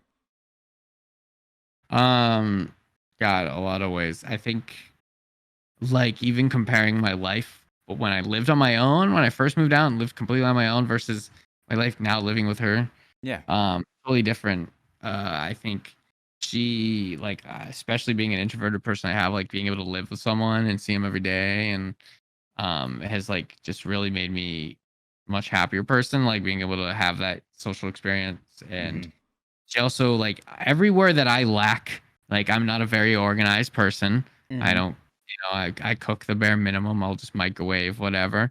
Is where she excels. Like, she's super organized, loves cooking. Like, she loves it. She finds recipes online. She makes me That's food, awesome. brings it to me on stream every day, um, and stuff. And I think we almost like balance each other out in that sense where she's like really good in organization and stuff and all this Mhm. stuff. And when it comes to like certain like financial things or life things that I have more experience in, like I help her out in that, and it's kind of like a yin yang thing that works Yeah. out. I love Yeah. that. Good analogy right there. That's that balance. It's a perfect complement to one another. What's similar to the family section that we covered at the beginning of this? What's something that she should never forget about you? No matter how many, you guys can go through life and there's going to be the roller coasters, the ebbs and flows of it. That's how life is, the good, the bad, whatever. But what is something that Angie should never forget about how you feel about her and the relationship? I feel like it's almost a similar dynamic to how it is with my parents, where like, I mean, Yeah.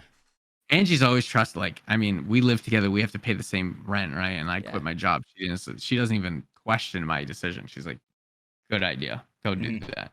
So this is kind of like something she already knows right now, but it's just like um, trusting my weird, insane gut Hmm. ideas. They've always worked out so far.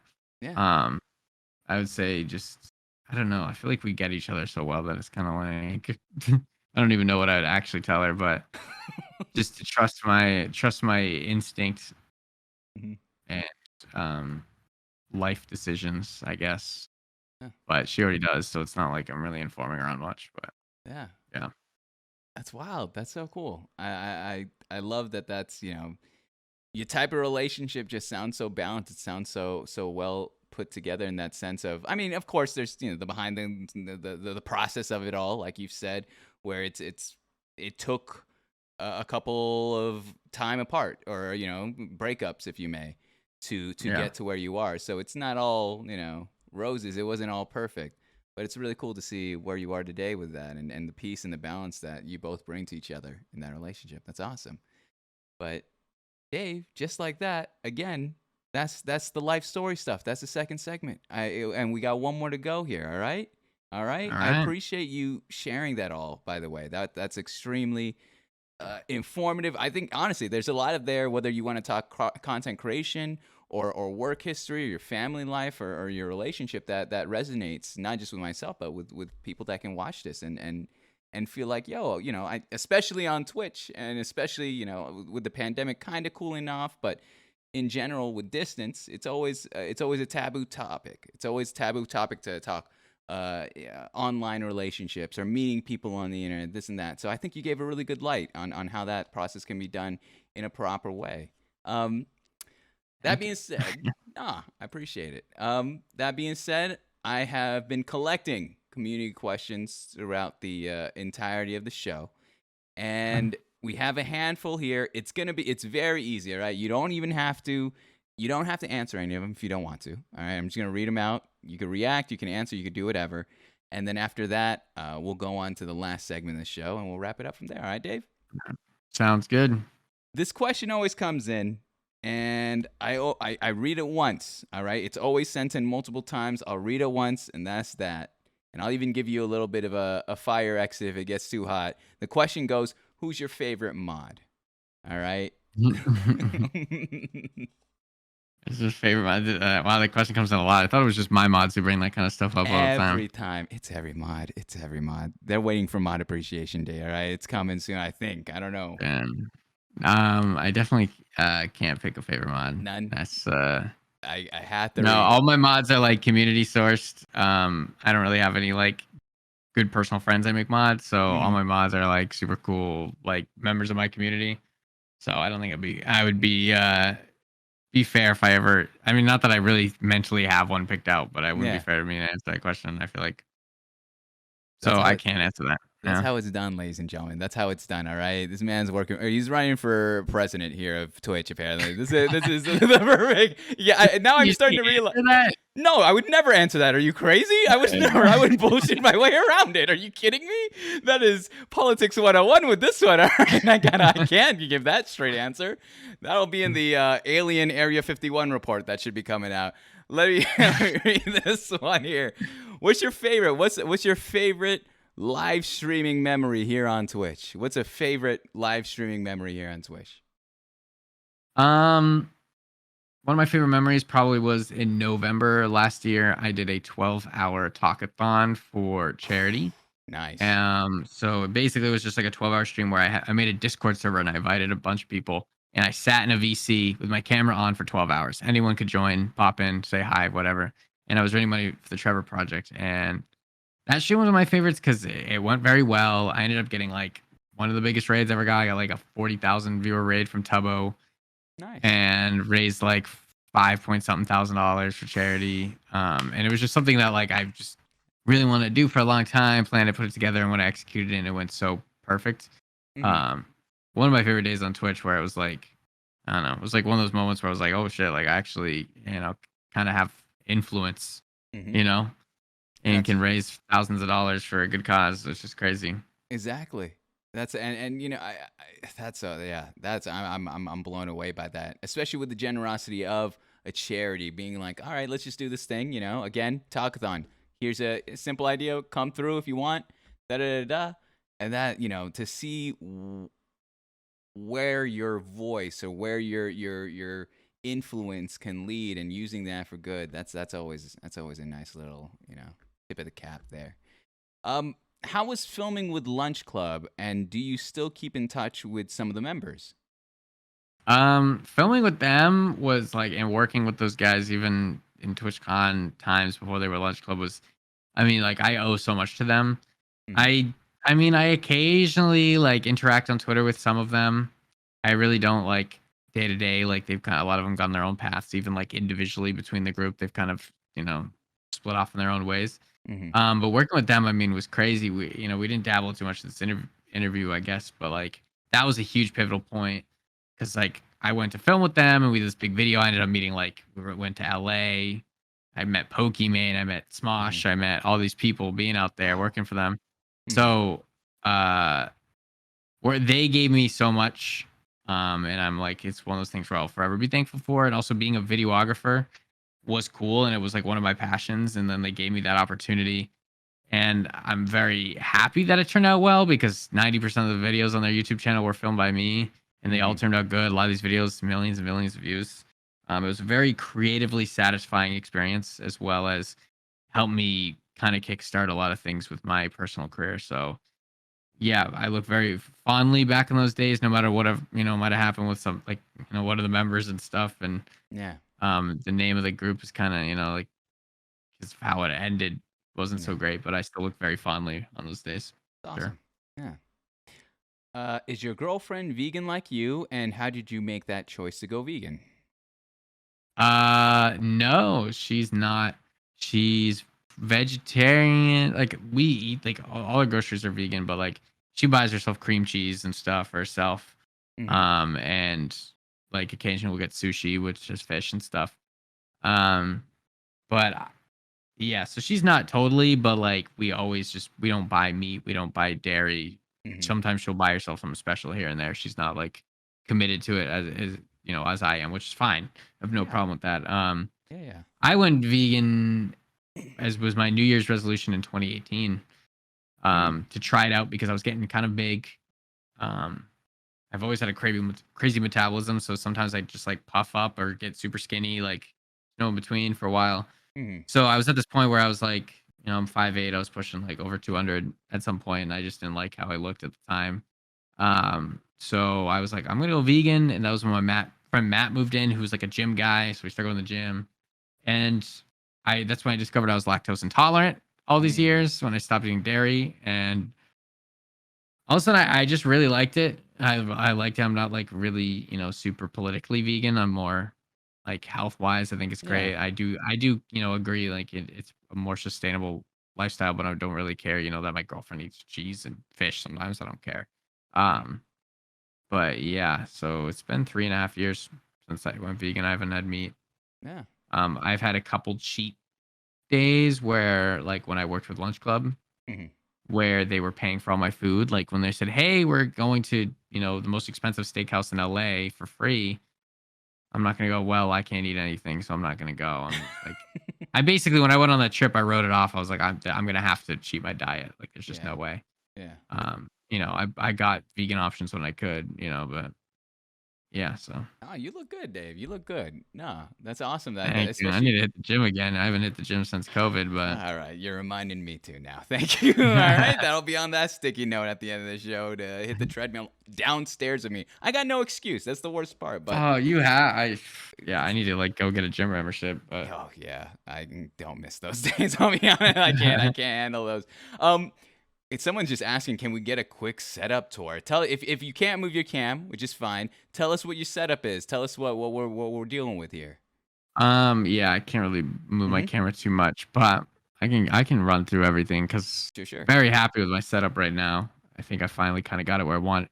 But I have a Sony A6100 camera as my camera, and I Mm-hmm. have a Sigma f 1.4 lens. I think it's 18 to 100 millimeter. I don't remember the focal length, but it's a nice camera setup. Mm-hmm.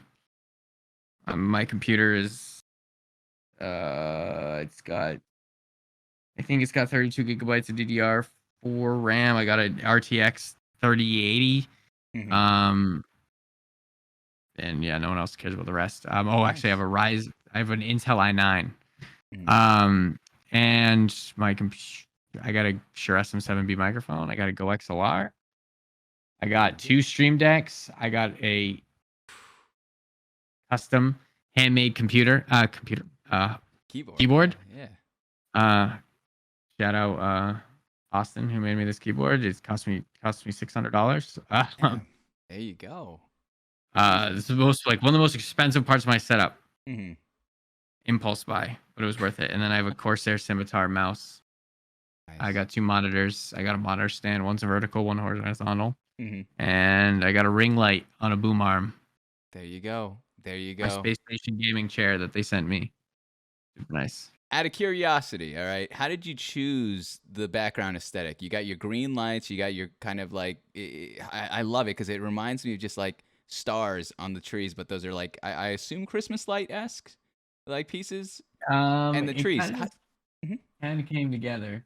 So my dad, these trees that I got, they're not real trees, they're fake trees. My Yeah. dad bought like this old rundown house that was like his neighbor's house Mm-hmm. that basically he bought it for super cheap, but like in the contract he got it as is. And they left these really shitty porch trees. Mm. And I was like, I want those.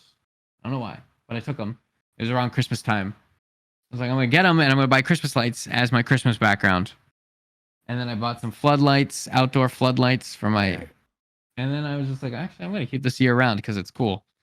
And then I got this sculpture that Wait, you what? can barely see. Sculpture? What do you? Well, it's hard to explain, but it's like Okay. I can't show much, but it's like a human body, right? And there's a butt, Uh-huh. and it's like in this like puzzle. Angie's dad is like a professional Dang. sculptor and made me Okay. this. Well, he didn't make it That's for me, sick. but he let me have it. So yeah. That's sick. That's sick. I like it. I like it. Um, I'll read you these last two here. First one goes, did you buy all this SSG drip or did they send it all to you? Damn. Oh, they send me everything. Yeah. Damn. Yeah. Actually, I got a new pack. This was from today, and they sent me this. I got Oh. shorts too. I got the whole setup. This is Get some of these full. This is a full promo for them right now. Yeah, This I said is Space Station. No, actually, Space Station Gaming, I signed to it as an org, is one of the best decisions I ever made in my career. I love them. And they send me things like this chair is like $500. They sent me that. Not because of the free stuff, but they're a fantastic team. And I don't have to say that in my contract. I do. I love working with them. Yeah. in terms of correctly because I'm not familiar with that world too much, in terms of what it is. So what exactly is the organization, and I guess in what realm do you represent? So a lot of these orgs, like Space Station is an esports org. So they have a lot of teams in these pro games. Like they have a PUBG team. They're really big in Rocket League Yeah. and Rainbow Six Siege are their biggest games.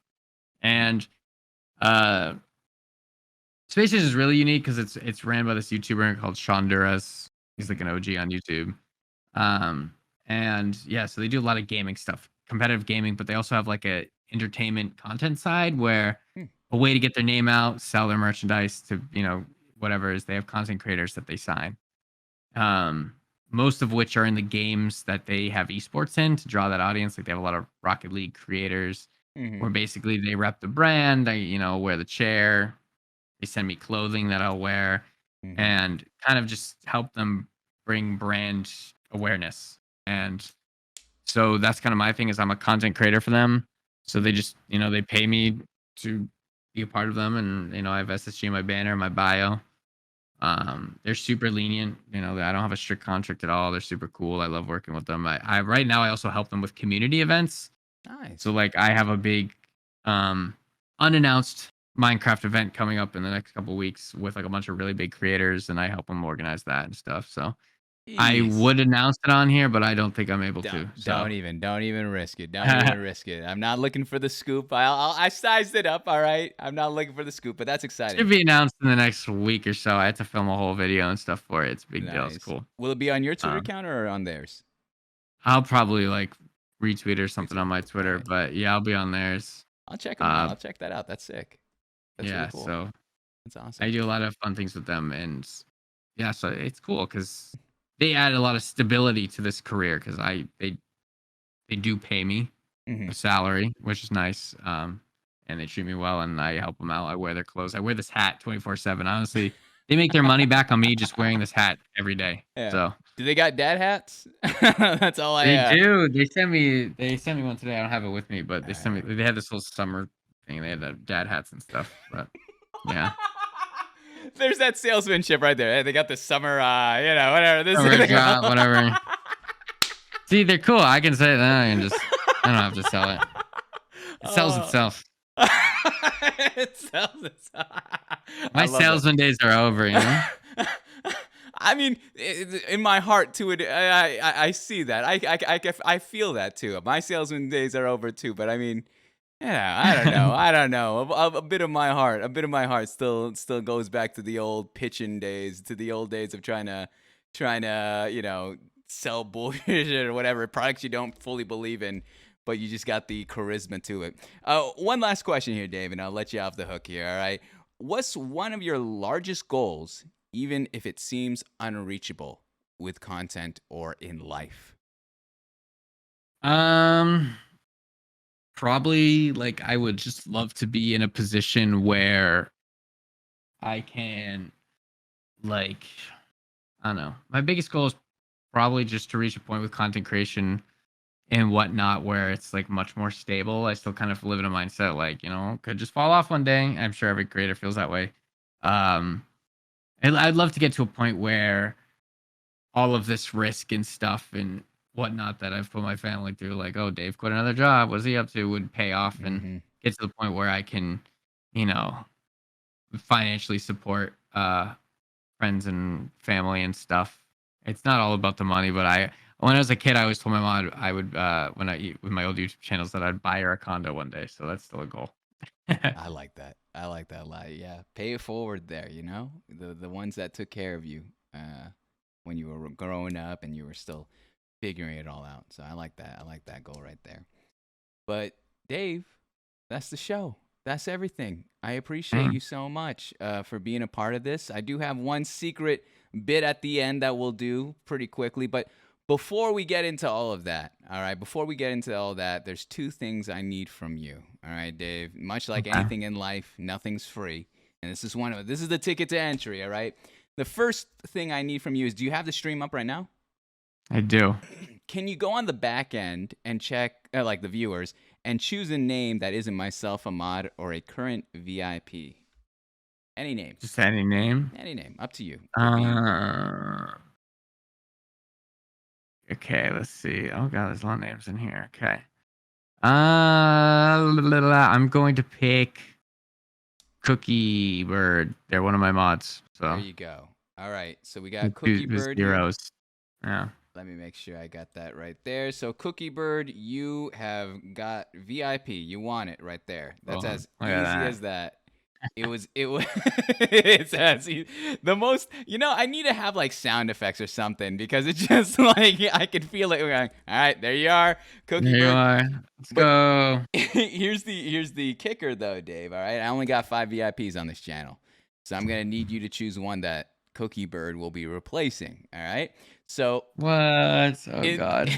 in the chat, I'm gonna spam the 5 VIPs. All right, I want you to choose any one of them. Any one of them. There it is. It's all 5. I know Valiant Globe is here tonight. We got Allison, OXO, Frogs a Lot, Waffle Yos, and Joe Snow with 2 W's. Who are you taking out? I'm gonna say Joe Snow. Jeez. Oh, can you give me the thought process? I'll take it out, but tell me I was why. just reading the usernames, and Joe Snow just was the one that I just didn't, was the least appealing name out of all of them, in my opinion. So, Jesus, just got it. Just got it less than Oh. 24. Don't worry. Yeah, Joe's not here. All right, don't worry. We can get away with it here. fine. Yeah. The last thing I'd like, all right, that I'm gonna ask from you here is this. All right, like I said, I'm new to the game here on Twitch. Within a year. All right, I'm a pandemic streamer. That still seems to be kicking. I think a lot of the pandemic streamers are starting to tip their cap and go back to the regular world. I'm trying to make this thing work. I'm trying to, similar to you, I would like this to be a dream. Not even the fame or fortune. I don't believe in that, but just a vocation, a calling, if you may. Now, Twitch is this huge universe, all right? 9 million streamers. I can't be everywhere at once. I'm looking for streamers to watch. I'm looking for streamers to be a part of their community. I'm also looking for streamers to potentially have on the show. So the question is this. You've gone through the ringer with me for over 2.5 hours. You know how the game is played. You know the ebbs and flows, everything that we've covered. Who would you want to watch be on this show and go through the exact same process as you have? A good person on the show that I think definitely, feel like would come on the show is my friend Joko. All right. He's a big content creator than me. He's a great guy and very mysterious. I feel like he doesn't. I don't know if he doesn't talk about anything. Like he doesn't. So I don't know if he'll do it because of how mysterious he likes to keep his life. But if he did, it would be a gold mine because I don't even know. I've known the guy for 7 years, and I still don't call him his real name. Still call him Joko. I've known him for 7 years. So fair play. You are actually the second person to. I can't remember who the first, but people have brought up this Joko individual, and I've checked him out. I think he's hilarious. To be frank, Joko is funny, and he is the definition. Like he's gonna come on. He's gonna tell you. He's like I used to know him in 2013, and his name was Joko, and you just has had the same. He's just been grinding, and made it a reality. And he's just genuine, like one of the most authentic people I know. So awesome. Well, let's hope he'll share a story or at least as much as he's willing to share. I think it'll be a cool show. Sure. I'm a fan of his. The way to win me over is if you're funny. And that man, I watched his stream. I want to say even 2 weeks ago, and I was dying. I'll hit him up in the future though. I appreciate it, Dave. But Dave.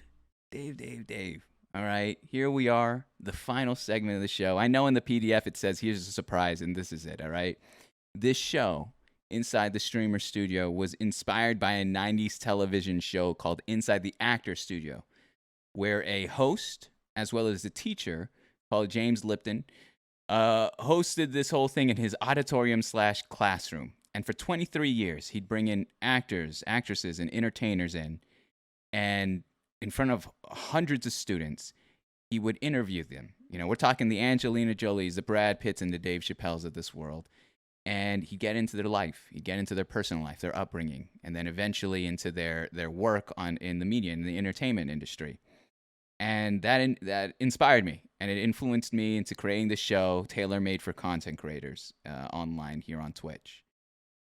And so, how that man ended the show was he would ask all the guests for 23 seasons the same 10 questions. And so as an homage to him, I've done the exact same thing for 88 episodes since a year ago, over a year ago since I've been doing this show. I've done the exact same thing. And that's what we're going to do here tonight. Now, there's only 3 rules, Dave. There's only 3 rules. First one is you got to answer every question. They're not hard. I promise. These are pretty simple questions, all right? So we got to answer them all. Second one, I'm going to stay completely silent aside from reading you the questions, all right? I'm going to read you the question. I'll hear your response. I'll wait for a moment of silence, and then I'll continue on forward with the next question. And the third rule here is to try to keep that answer within one idea. So not one word, not one paragraph, just one sentence would do justice, all right? And after all of that, I usually wrap up the show by telling the guests what we've done here tonight, and I give you the final word, and then we'll disconnect from the Discord call, all right? Sounds good. It's as easy as that. All right, Dave, are you ready? Right. I am ready, yes.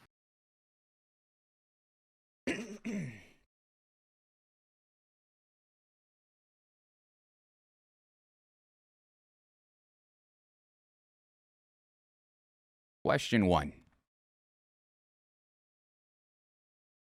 What is your favorite word?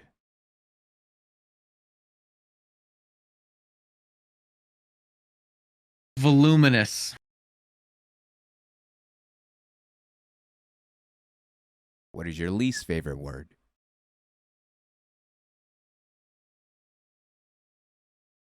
Chunk.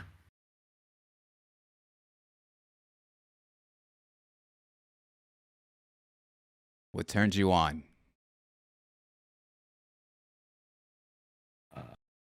Humor. What turns you off? Ignorance.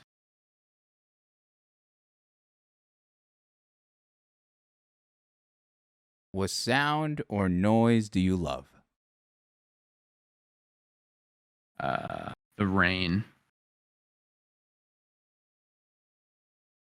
What sound or noise do you hate?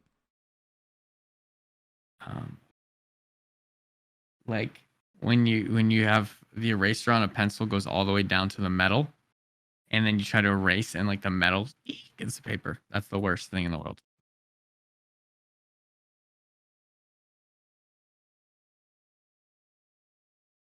What is your favorite curse word?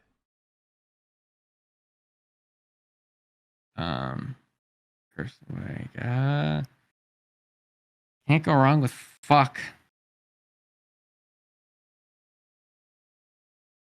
What profession, other than your own, would you like to attempt?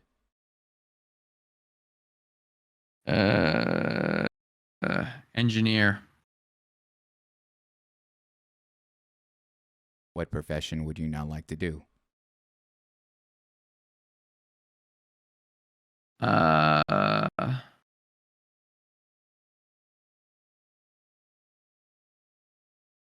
Plumber. And lastly, Dave, if heaven exists, what would you like to hear God say when you arrive at the pearly gates? What do I want him to say? Oh God, I don't even know. I die, I show up. I wake up, I just imagine I walk up and he looks at me and he goes, "That was crazy, huh?" That's it. Because I'm imagining I die in a car crash. I don't know why. And that's what he said. That was crazy because he did it, right? So he killed me. So There it is. Ladies and gentlemen, Krtzyy, Krtzyy, Dave. Thank you so much for being here. Thank you so much of your time. Thank you for having me. This was fantastic. I had a great time. Thank you for having me. I appreciate it so much. No, it's been a pleasure. It's been my honor, man. I honestly, I learned a ton tonight. And give me this last moment, all right? I'll give me a couple minutes here. I'll tell you what it was on my end, being able to be the receiving end of your story and watching you here now, Dave. All right. I go on your Twitter, and that's how I kind of was able to see a little taste of who you were. You know, the humor, the creativity. I watch some of your VODs. I watch your YouTube videos, and that's usually my process before every show, and trying to understand the guest.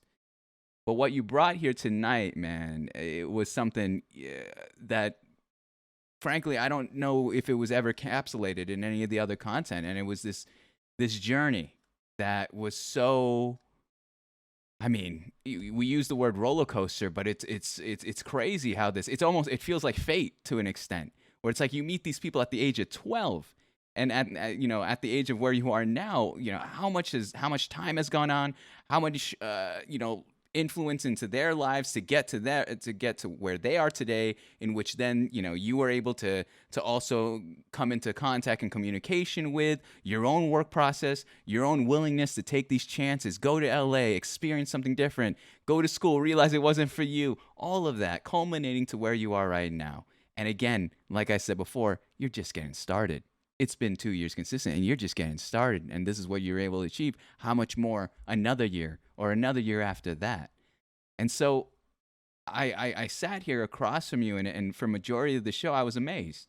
I saw someone who's extremely young but extremely composed and professional, and I loved how it all came full circle, where when I asked you, from a community question, what's the biggest aspiration, whether it be content or not, it came full circle where you're like, well, I want to take care of my own. I want to take care of my mom, my friends that put me on, and all of that. That's awesome. Because here in this world of content creation, I feel like it can get jaded very often and very quickly, And so I feel humbled. I'm 28, and I'm sorry, I didn't even ask you your age. Are you 21? I'm 21, 22 in August. 21, 22 in August.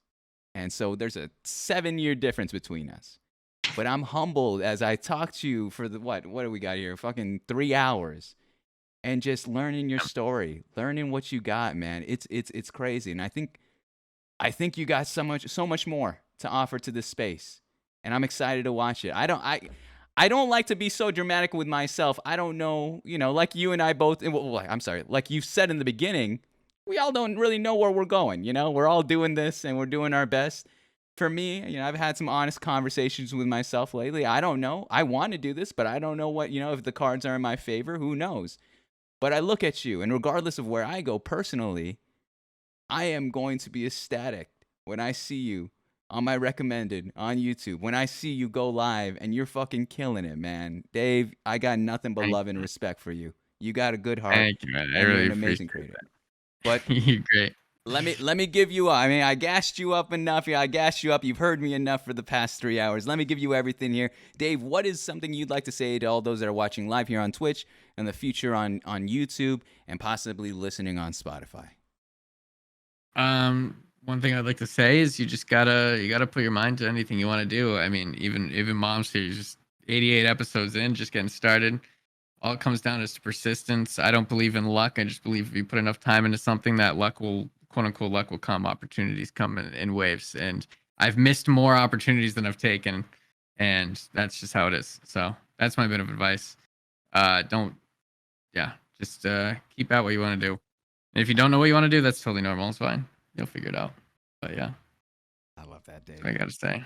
Well, go ahead. Thank you so much, my man. Thank I you. appreciate you. I'll DM you right after this show, but you take care. I'll wrap things up from here, all right? I'll disconnect for All a little right, bit. awesome. Had a great Take time. care. Thank you, man. Thank Adios. you so much. I'll see you guys soon. Bye. Oh man, oh man, oh man. Holy cow, what a show.